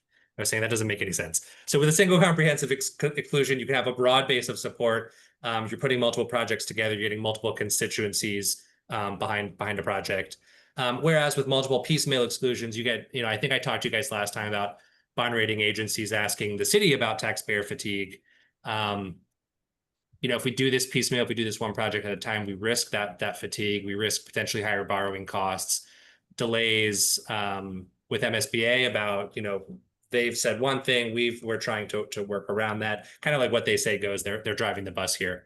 And it also sort of runs a challenge of each individual exclusion has its own smaller base of support, right? So you have, I'm just, for an example, the Winter Hill School families, the Brown School families working separately on their own piece, or folks looking at them differently, as opposed to everybody working on one campaign. So these are the kind of variables in terms of risk. Corey, go ahead on risk. Yeah, I thought I remember Ryan sharing something in a prior meeting or asking a question about whether the MSBA's requirements would make it such that we would need to have separate votes on, if we were to recommend keeping the schools separate, on a debt override for the Winter Hill rebuild, and then also for a Brown school. Is your thinking of a single comprehensive exclusion that these would be like two votes in the same time? I'm just kind of confused. Yeah. Okay. Yeah. I would say it's sort of a spectrum. It's not one or the other, right? A simple comprehensive exclusion could look like a package of two buildings, right, together that folks are voting on. If that's the way, the way forward. But I think the way I was thinking Corey is right. Go ahead. The MSBA requires very specific language in it that would be different for the Brown. So it could be two votes on the same ballot that's marketed at the same time, but the MSBA one does require a very specific language. MSBA is explicit that it's a straight up or down on the MSBA project. You can't say, oh, we're going to throw in a firehouse and then a bunch of other stuff. You have to say it's an exclusion just on the school. So you could do two schools, same ballot, vote yes on 1 and 2 or whatever, but they have to be within separate. the same one campaign, but it would technically be two votes. Okay. Yeah, it does have to technically be separate votes. And you could have one up and one down, and then what do you do? Right. Yeah, there's a little risk, no chance to go back to the MSBA and go for that. I think, this is, again, I think these are sort of like on a spectrum a little bit. The most single comprehensive exclusion being, like a one building solution, vote on this one specific thing. It could also be, one group of votes on two projects. It could be doing them over time, right? Having one year, having Winter Hill 1 year, Brown 5 years later, or, I'm just making these numbers up, but there's a lot of opportunities to sort of add risk to the equation. Matthew, go ahead. Yeah, I think I'm just a little confused in that conversation. So are we suggesting that one possible option for us would be to recommend trying to renovate the Brown in parallel with the new building? Or I'm making up scenarios here. I'm just trying to talk about what the opportunities and the risks are of different strategies, right? I'm not recommending one per se, but I think these are the two sort of dichotomies of going on one side, trying to do things in the most predictable way versus trying to do them in a way that leaves room for sort of change as the process goes along. But yeah, that's absolutely, the city could say we want an exclusion for an MSBA Winter Hill project. We want an exclusion for the Brown School redevelopment. That would involve a number of things, including retooling the capital plan, as I was just talking about, right? Adding on that additional cost. It also means, having the very real risk of getting approval for the Winter Hill, but not the Brown. So then you can't go back to MSBA, and the Brown sort of sits where it is for a while. So I think those are the type of risks that you guys want to think about as you're making your recommendation. Paula, go ahead. Yeah, sorry, I'm getting a little confused. I thought from previous meetings that in order to even consider, not legally, but a realistic school building or school renovation project, because of the size and scope, we could not propose a debt exclusion without the MSBA approval. So in order to even realistically put it in front of the voters, it has to come with the commitment or approval or green light from SBA. So I am getting confused because suddenly it seems that we are considering having Winter Hill with MSBA and maybe also asking for a debt exclusions for Brown, but we said that both cannot be put forward at the same time for MSBA. So I just need a little bit more clarification because I'm getting confused. Sure. Yeah, I think we're mixing real life scenarios with I'm mixing real life scenarios with sort of conceptual Understood. stuff. Okay, understood. So Sorry, I think sorry. I hear what you're saying. Yeah. Okay, sorry. But sorry, I asked because I didn't know if I missed something and from okay, thank you. So yeah, I mean, my recommendation is I think that there's a lot of benefit in a single question to residents that resolves the Winter Hill and the Brown. That's my opinion, but I'm just trying to give you all the tools sort of how to think about this. And I want to give you one last tool. So when we have to talk about what's happening with new growth. This is the slide that I shared with you last time. You'll remember I talked about how, we were really in this, from fiscal 19 to fiscal 25, this era of really great new growth. We were able to expand services. We were able to build out new departments and divisions like the Office of Immigrant Affairs, like Racial and Social Justice, like Rich's IAM, although I think that might be a little bit before FY19. But we had this era of really big growth, and what we were showing was in fiscal 26 through fiscal 30, the next 5 years, that growth we were expecting this growth to moderate, to come down to about $8 million, $9 million. Since we last met, the new projections for new growth applied to the levy limit have been reduced pretty significantly. So when we were talking in January, our expected new growth, again, this is new tax dollars from new investment around the city that we can then add to the tax levy to grow faster than 2.5%, was about, and let me see if I can get my annotation here. This will be good. So in 2026, when we last met, we were thinking of about $9 million in new growth. That ended up being 8. So that's $1 million reduction. What we're looking at for the future years is to drop down another $1 million at least every year over the next 3 years, and kind of bottom out around, where's this in? Pardon me, around $6 million, perhaps even less.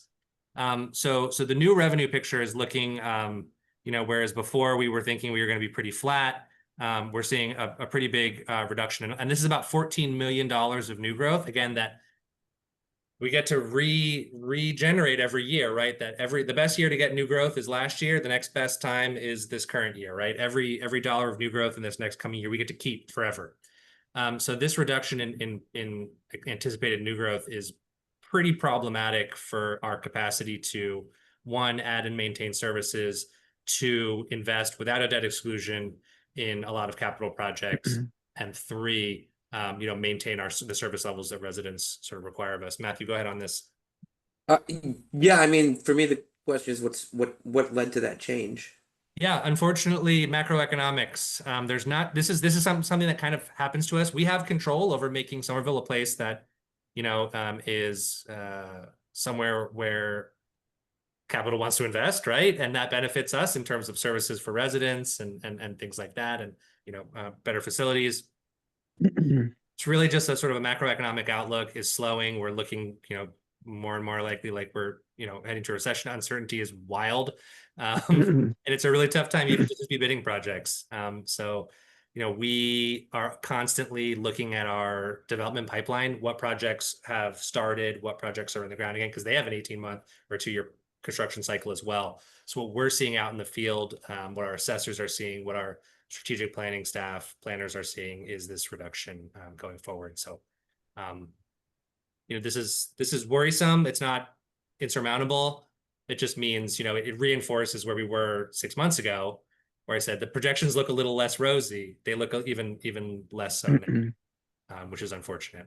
There was a expansive growth in the lab sector, and Somerville was very successful in attracting developers that wanted to build lab space in Somerville as opposed to Kendall or Seaport. But now the reality is that there's a glut of untenanted lab space in Somerville, Kendall, and Seaport. So there's no more of that is being built. Whereas we had been projecting that more of it would be built. Now it's unleased. So it's hit across multiple cities and multiple sectors. Yeah, this definitely isn't just a Somerville thing. Paula, go ahead. Oh, well, Rich answered my question because I was going to say how much of this going down is due to biotech. So, and what I can tell you, that's my sector. And I mean, that makes absolute sense because nobody's growing, and those unused buildings and unused labs will remain. I'm not saying it happy, but it is the sad reality. And I have a question in terms of the tax revenue, because are those buildings, are those lab buildings that sit empty, like the one over here in assembly? I can see the benches, but are they? My husband is researching that for a news piece, and he's yelling at me, yelling me numbers. But anyways, no. But my question is, does the city still collect taxes, or if the building is in use, it's even worse? How and it can be easily repurposed for something else? Sure. It can't, these buildings can be repurposed. It's expensive and it's a long-term commitment. So I don't expect that to happen. We assess them before, right? There's a huge jump from when a building is done but not outfitted or tenanted, right? It's about 40% of the value of the property. So we're generating about 60% of what we otherwise would have. What we run into is while they sit unused, they depreciate. So any jump of the final fit out and tenanting has already been sort of depreciated out. So we're in an unfortunate position where we just may lose that new growth because of macroeconomic cycle, and we got kind of unlucky. So yeah, no, it makes sense. Thank you. It's not. I'm saying your description and explanation makes sense. Great. What's going on with biotech doesn't make any sense, but that's for another day.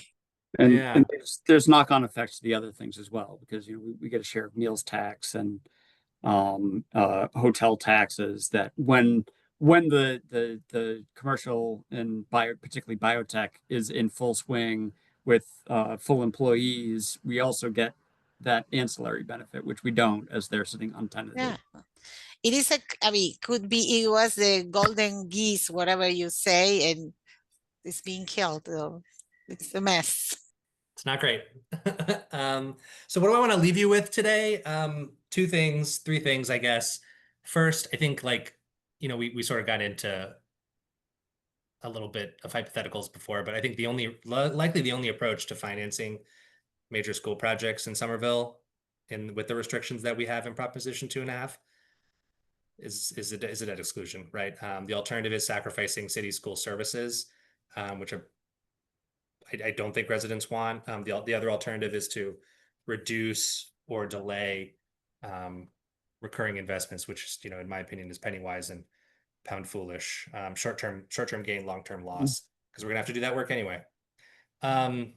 as we're just talking about, right, the macroeconomy is dictating caution in this extremely uncertain environment that we're just trying to, again, preserve core services here.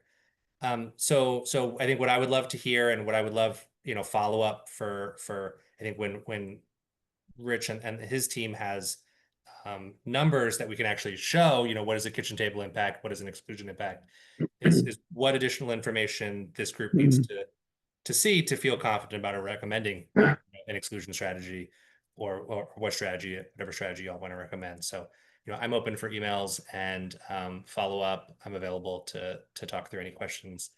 But that's kind of where I'll leave off for tonight. Thanks, Mike. I think if there aren't more questions, let's maybe move to this last piece of I think because we've already started talking about it to some extent, of the capital projects building needs, and then we can do any final discussion or questions from there. Okay, thanks, Stacy. I think it's best I share my screen. And everyone should have received the document that we have that we're going to review. No. Yeah, it's still going on. We got a lot of detail to present on. Can we see that screen now of the Excel spreadsheet? Not yet.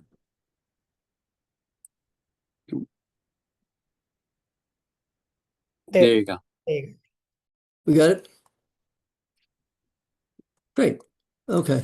Well, first off, Ralph Henry, Director of Capital Projects, for the record.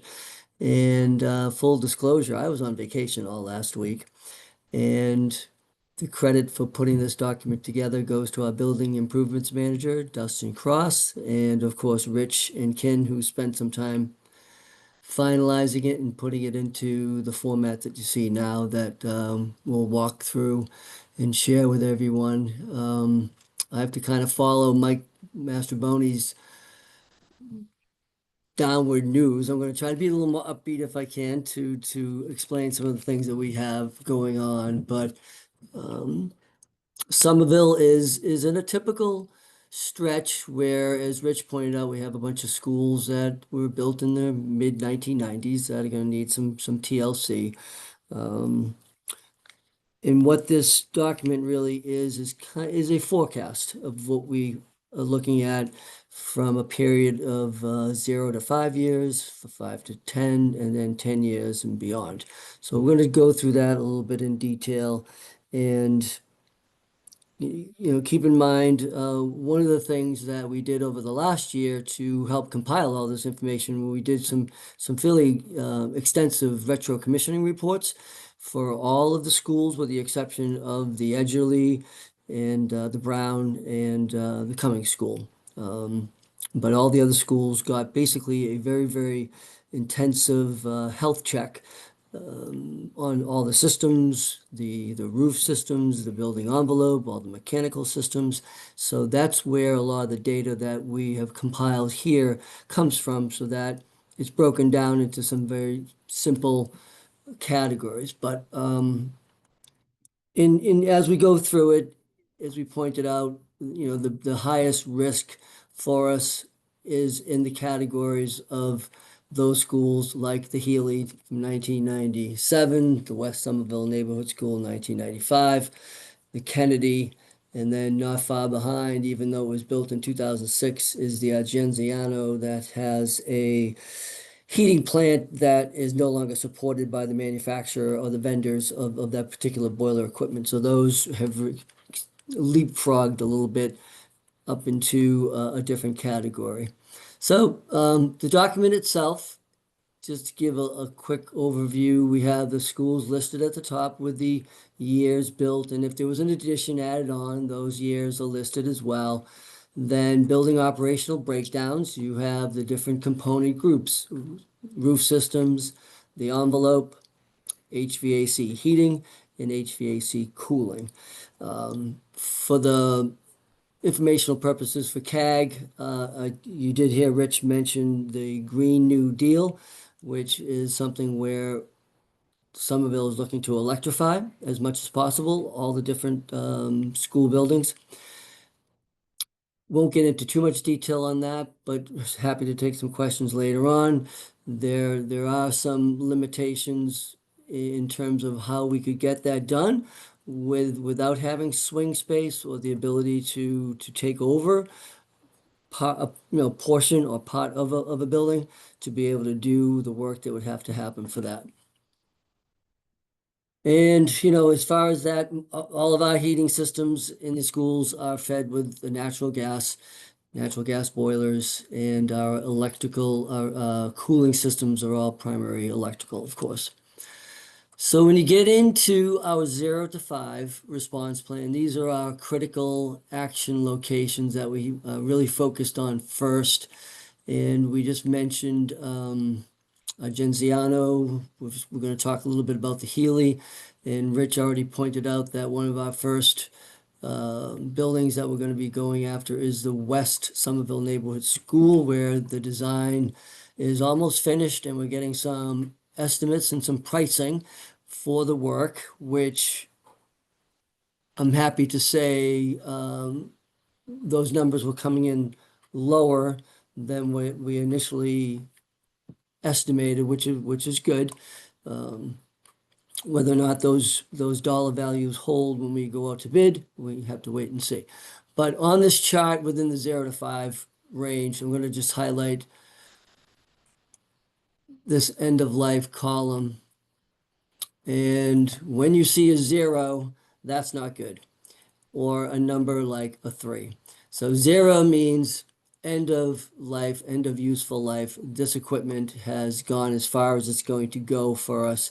It's still running, still doing what it's doing, and through the DPW and their mechanical contractor, they do a great job of keeping these systems going and updating us on what they're doing to them as well, so we have a sense of priority in where we're going and how we want to take a look at all of these different mechanical systems, especially West, Healy, Genziano, and most of our buildings are all within an age group now where within the next 5 to 7 years, they will all need new roof systems, which we will then make solar ready to take advantage of utilizing that energy source that we can bring back into the building and utilize it to lower our electrical demand.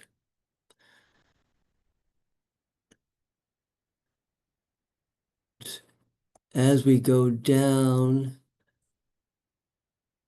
into the 5 to 10 year, you'll see some additional life that is optimistic in good shape where we will be. You see existing equipment into the 4 to 8 years, 5 to 10 in some, a little bit less in some of the categories, such as the building envelopes. So one element of the retro commissioning that pointed out to us is, we knew about the mechanical systems. We had a very good sense about the roofs. The envelope, based on some observations and some infrared testing, you could see where the need for improvement to the envelopes is something we're going to have to consider. And it's interesting because we were looking at the MSBA's accelerated repair program, where you could apply for grants for the heat pump technology. One of the stipulations was if the envelope of the building was in that 1996, 1997 range, you wouldn't qualify for the heat pump program. You would have to address the envelope issues first before you could then jump and look into electrifying or using the heat pump technology for your air conditioning / heating needs. Few other items just to point out in the report. There are little footnotes that you may see on the categories such as end of life, number one, then there's a category, there's notes for that as well. Just gonna scroll down to the bottom. The notes are at the bottom of the page, talking a little bit about what each and one of those represents. Ralph, it looks like there's a question in the chat about, Marta asks about why the Brown and Edgerly are excluded. Sure. Stacy, to get back to this, I'd still like to share, but I'd like to be able to see all the folks that may have their hands raised. You could just quit sharing, or you can click on it. It'll come up as a separate thing if you click on participants at the bottom of the screen. Sure, but the question in the chat, And you click on What- chat, bottom of the screen. I can say it out loud. Sorry, I didn't know if I had missed it. Why the Brown and Cummings and Edgerly are excluded from the assessment? Sure, Marta, great question. The biggest reason why is because these buildings just do not have the technological HVAC equipment, boiler systems, ventilation, that would be necessary for retro commissioning. All those buildings are very, very simplistic. They just have a boiler system, and that is just about it. There's no building management controls. There's no lighting controls. But the boilers also have a expiration dates, right? Like wouldn't be They do, like- and at the Brown, as we know, the Brown boilers are getting replaced through the DPW. Okay. Go ahead, Matt. So yeah, I guess maybe I'm just a little confused. I think given that this does exclude the Brown and obviously the Winter Hill from this conversation, I guess I'm just not really sure how we use this in our sort of overall view of how to take this into account into a recommendation. It seems like it's all very much outside the scope of what we're looking at. Yeah, I mean Well- that's a good question, Matt. And let me give some perspective here. I think that the main takeaway here is in concert with what Mike Mastroboni was saying about the overall CIP and the other things that the city needs to be accomplishing. If you look at what we're projecting here for the 5 and 10-year horizons, it implies in current dollars that we should be investing about $20 million per year to keep these schools operational. Like it's foreseeable that in the next 10 years, we have $120 million worth of work to do at those buildings. So on average, we need to be investing $20 million. Right now, our current CIP accounts for $5 million in annual investments in the building citywide. So that's inclusive of the schools and the municipal buildings. So that's to say that our current CIP needs to account for at least $7 million more per year just to keep pace and keep these schools operational, lest we find ourselves in a catastrophic situation where one of these schools then comes offline, or we have to do extraordinary measures to keep them online. So as we're thinking about the types of projects and what to do with the Brown and the need for a debt exclusion for it, and to Corey's earlier question, like what could we do without a debt exclusion? This is an additional expense that needs to be considered in that pot under the debt exclusion. Or perhaps to Mike Mastroboni's other point, even if it is not a single vote because of the way the MSBA requires the language around their vote, perhaps it makes sense to relieve ourselves of that 2.5 cap and have it be part of a single marketing plan for multiple questions on the same ballot. Say, an MSBA override for a new building plus $60 million to invest in the other buildings to address this litany of needs. Are there any examples where that's been done in Massachusetts? That feels like a really tough political question. It is a tough political question. We can do the research and see it is. I mean, it's the heart's equivalent of shooting the moon. Yeah, only if you miss, you potentially lose out on the money needed for the MSBA as well. So, Yeah, I think to Rich's point, I think what this is intended to show is the capital investments that we have that are out in front of us over the next 5 to 10 years of a significant amount of dollars as well, that, you know, kind of dovetails into what Mike Mastroboni just showed with the growth and the diminishing growth across the city. So we just have to be creative on how we fund and how we prioritize and continue to maintain. So I think, Corey, you had your hand up.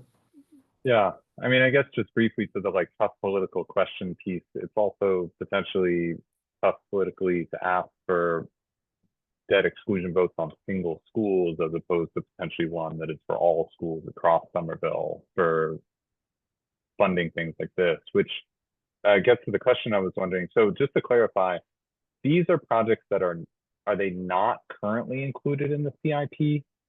And or I know that the CIP is being updated. Will they be included? Like what is it currently being invested in, or is this just like the laundry list of things we hope to be able to fund over the next 10 years? That's a good question, Corey. So right now the way we're looking at the CIP is that the Healy boiler, the West chiller, and roofs for both of those buildings are included within the 5-year CIP under what was previously just sort of a blanket, annual building improvements. So the money that we had baked into the CIP, which we're continuing to move forward with, we've got those those two initial projects in there. But what the data tells us is that that there's a great many more needs that are coming up immediately on the heels of that.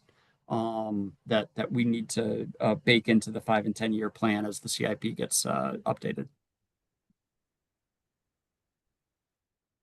And Councillor Drezzo?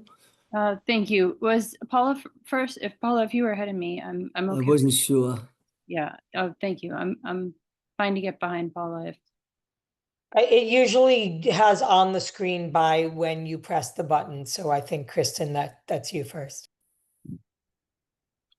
Okay, so Councillor Strezzo here.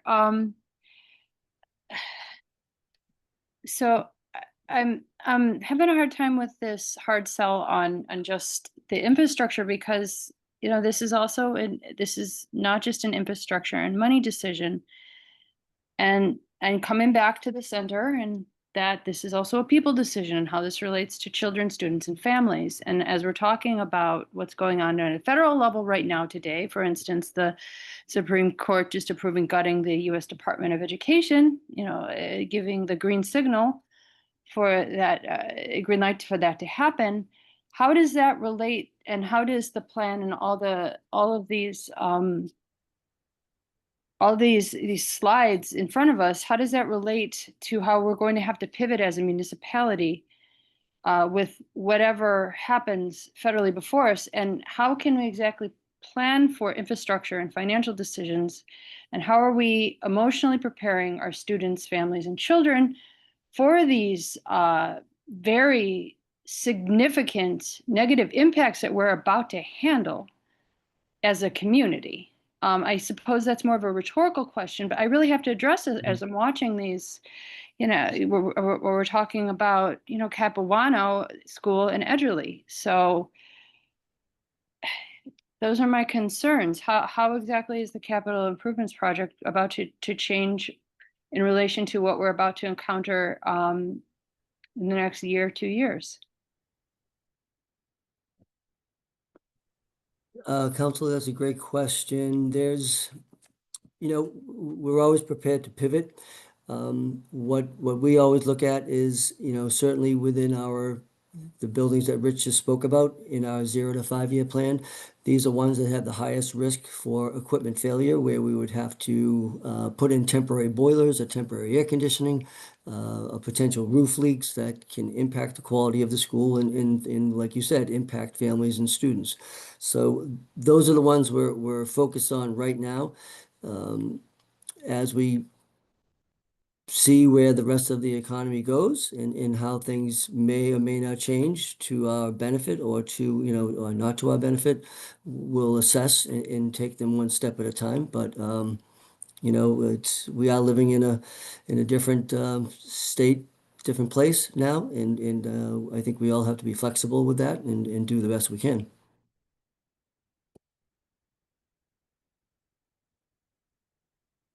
Paula, I think you're next. Yeah, I have a question for nobody in particular or anybody that can answer. So this is, useful to see because it is useful to know that on top of all the things we are discussing, this seems to be this more or less things that have the urgency, right? Because unless you address them, there could be points of failure. So there will, some things might be delayed, but at least a portion of this we can say, okay, the city will be paying these bills.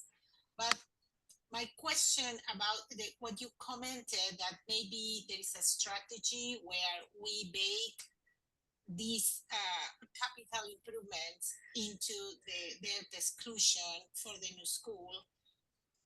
Am I correct that the recommendation we have to make is not specifically about the debt exclusion strategy, but just about the building itself? So we as a group here, do we have to make the decision of how are we going to present the debt exclusion to the, let's say, taxpayer, or we just recommend okay, build here, build there, one building, two buildings, one school, two schools, whatever plan of building, and we leave the strategy on how to find the money for these and other projects to the city council, to the mayor, because I am getting confused. I understand that we need to know about these things, but I wasn't sure if we need to also recommend the funding strategy for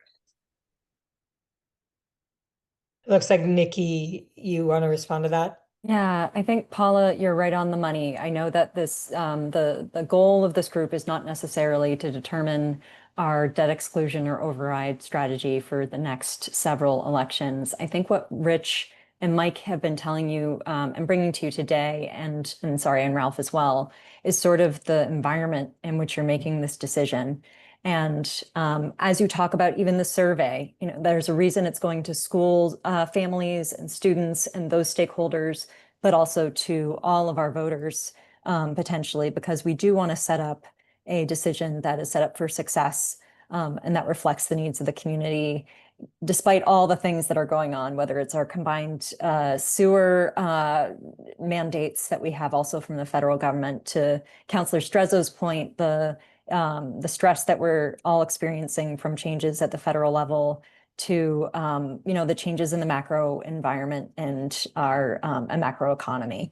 So I think this is about giving you the background information to help you make a decision. To Corey's original point just now, as we think about what goes on to a debt exclusion, is it one school or two? Or sorry, pardon me, is it one school? Is that the Winter Hill School that would be going forward with MSBA? Or is it two combined into the same debt exclusion?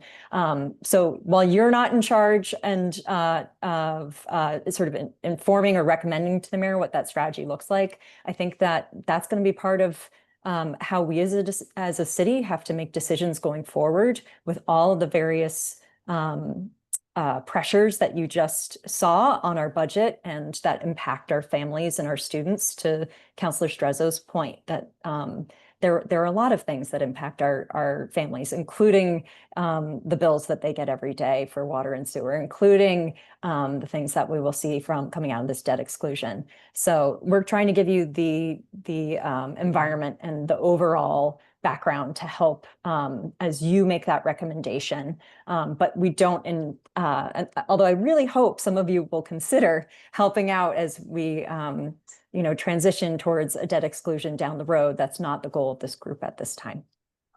Thank you for clarifying that.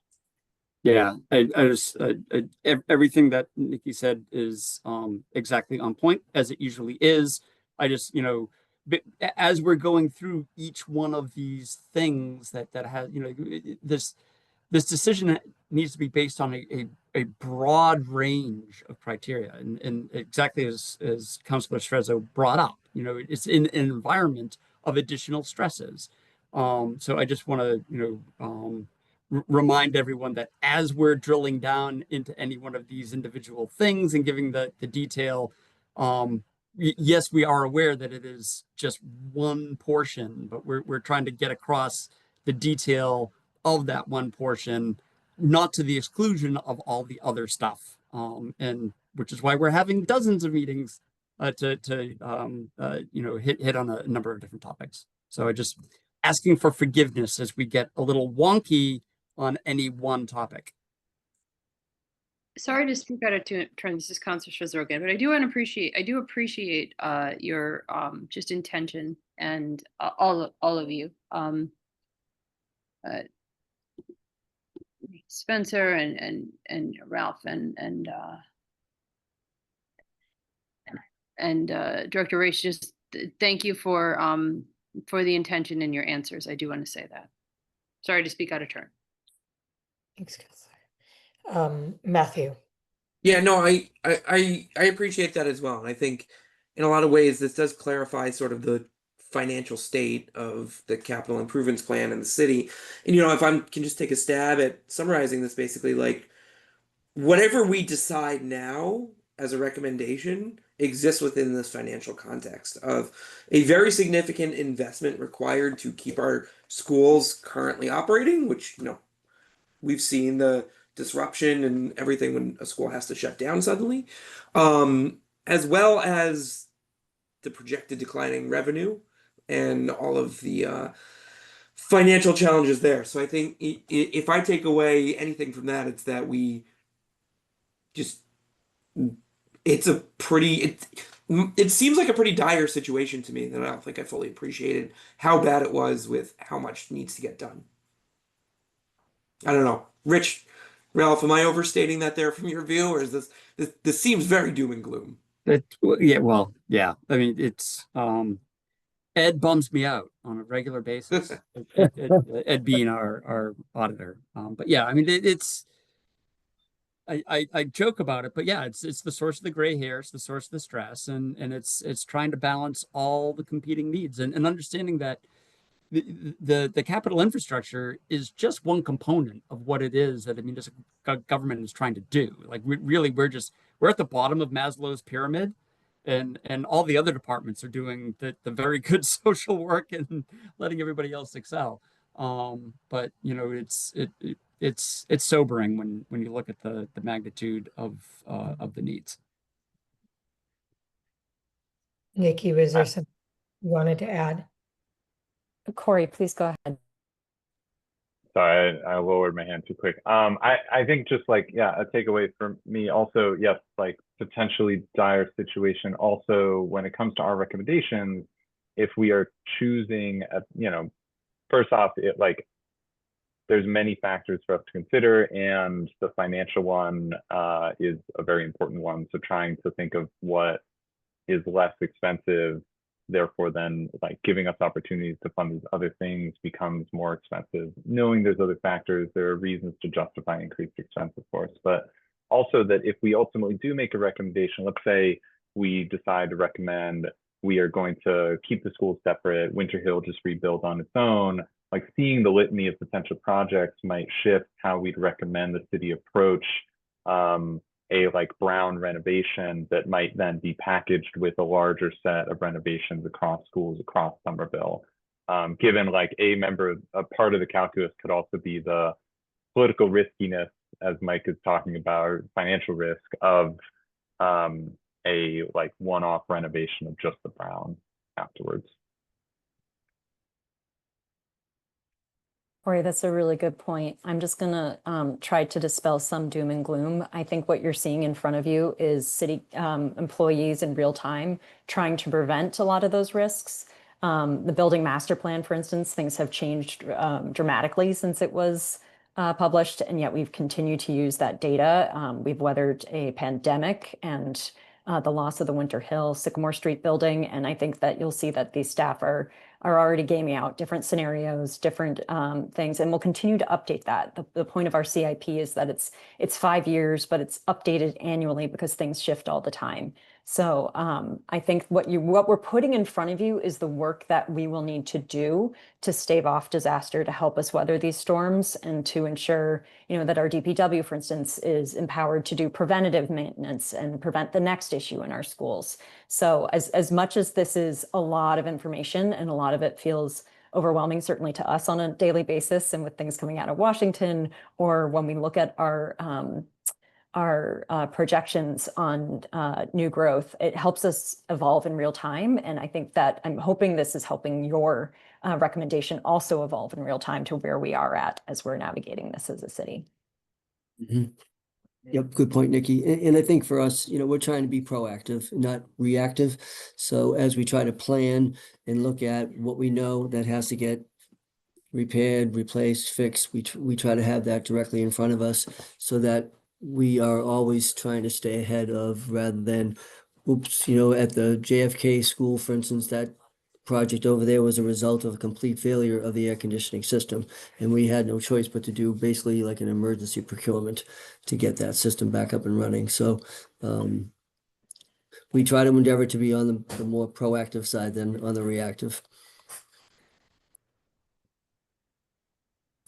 Marta?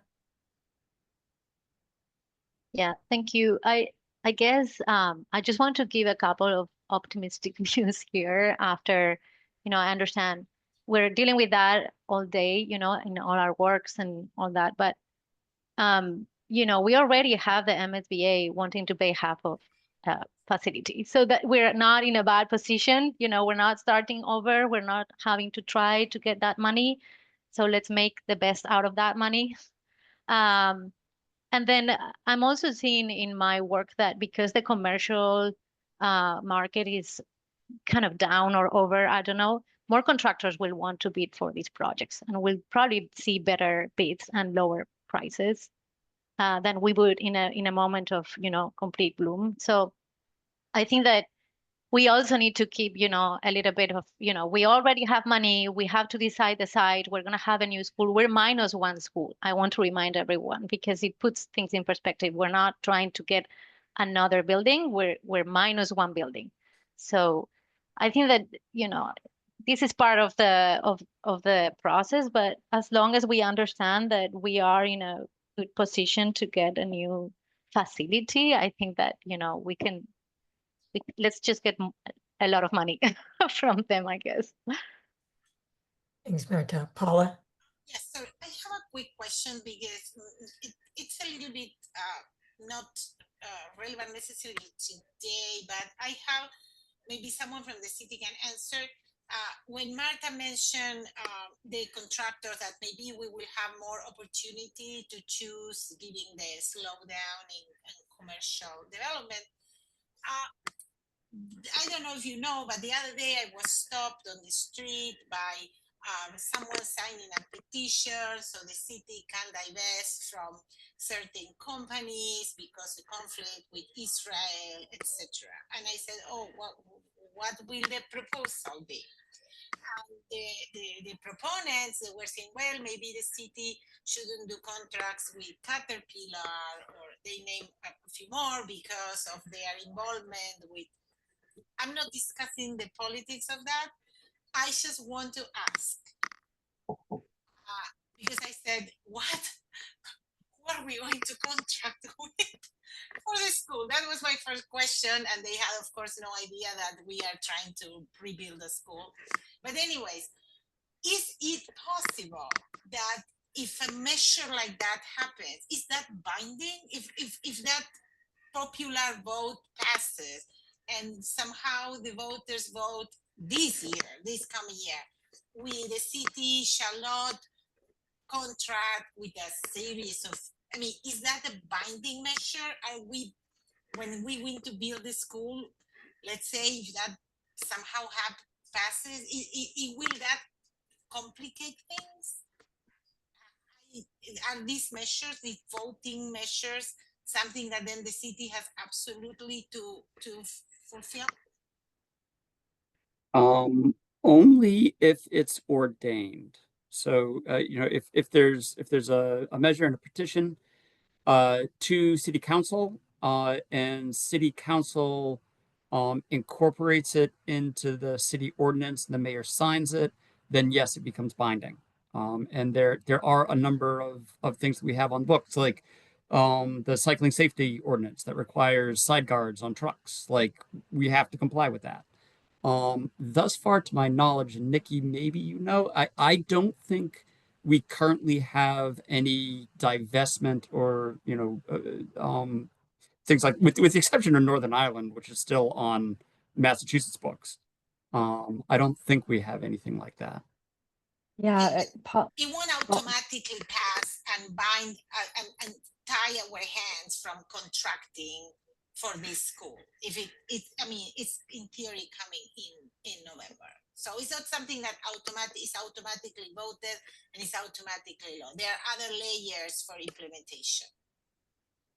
Paula, to Rich's point, there's a little bit of a process. There's also state law around procurement. It's a little complicated. I think for the purposes of tonight, I'm going to leave it there, but we can always follow up with you if you have more questions about it. But just to try to leave on a positive note, I will echo Marta's optimism. I've been in the construction industry for a very long time, and I've been on both sides of macroeconomic booms and busts. And the smartest clients I had back in my consulting days were the ones that were in design during the recession and were bidding right at the beginning of the upturn. So I'm cautiously optimistic that we'll find ourselves in that situation with this new school, and we'll get a competitive price. All right. So with that, and given the time, and sorry, we're a little bit behind, but I do want to make sure I open for any public comments for our attendees who are listening in. So Mira, if we can make sure they're able to raise their hands. So Ben, Diana, and Ryan, if you wanted to make a comment or ask a question, now would be your chance. Ryan?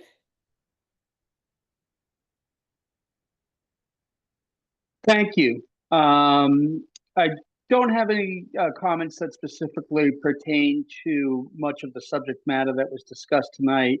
But I do want to just thank everybody that's on this committee. You're obviously devoting a lot of time, energy, and attention to this very important project, and that's greatly appreciated. I just feel like I would be doing a disservice if I didn't comment on the prospective location of the school, and specifically, you know, I am a Winter Hill parent, and the Winter Hill is a very precious school to me. My daughter is a rising sixth grader, and we've had a great experience there. And a big part of that experience being so positive is not that the school unexpectedly closed or was unable to reopen during COVID until after all the other schools had reopened. A very positive part of the experience has been that it's a school population that draws on all of the diversity of the neighborhood that it was originally located in. And at the Edgerly, truly, I think, you know, the school population reflects the nature of that neighborhood.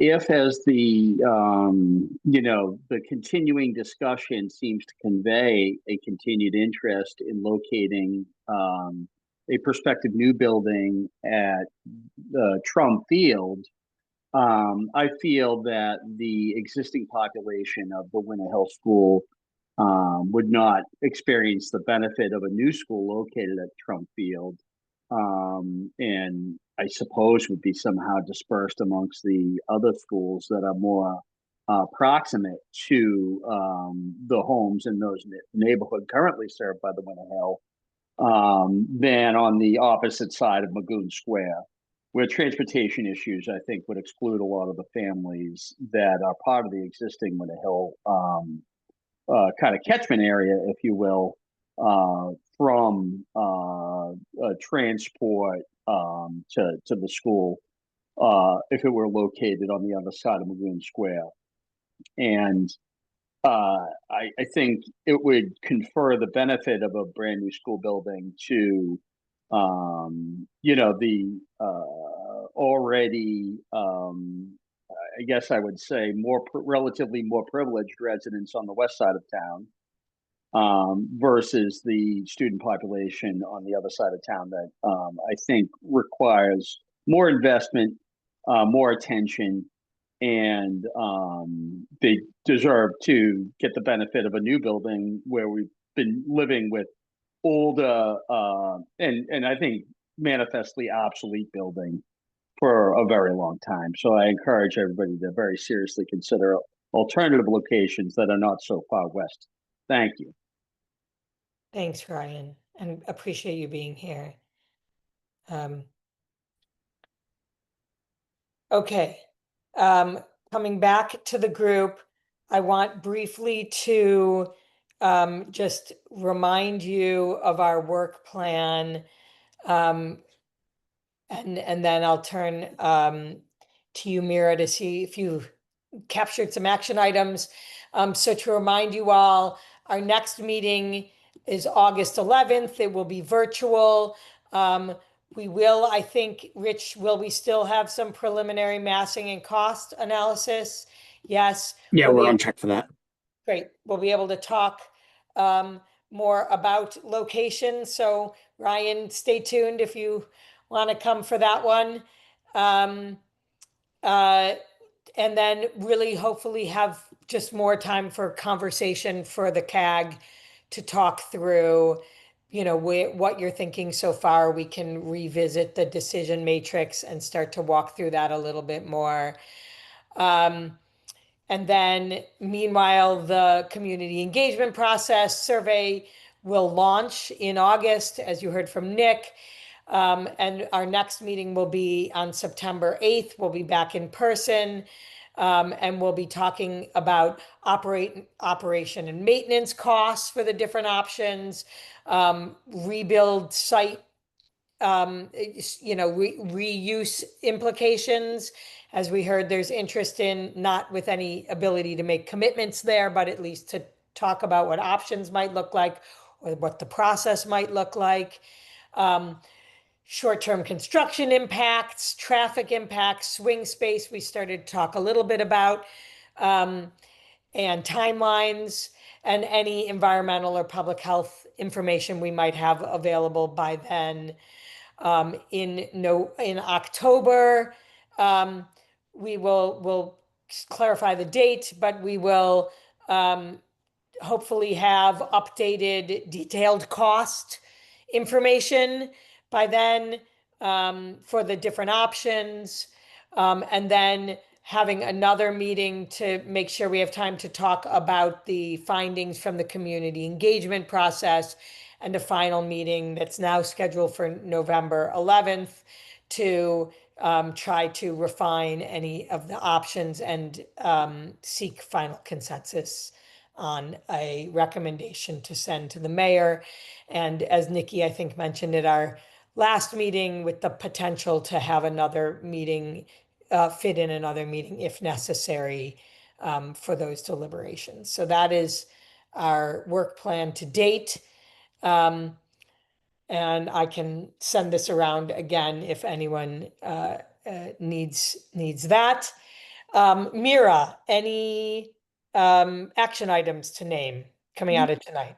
What I captured is that there was interest from the group in the funding sources for the Winter Hill School Playground and the Brown School Playground, as well as examples from other cities on how they've coupled or bundled things in a plan, and anticipation for the cost estimates related to the combined sewage overflows later this fall. Great. Anything else we missed, group? All right. Thank you all very much. We will be in touch with a meeting summary, and we will see you all virtually next month. Thanks, folks. Thank you all. Thank Good you. night. Night.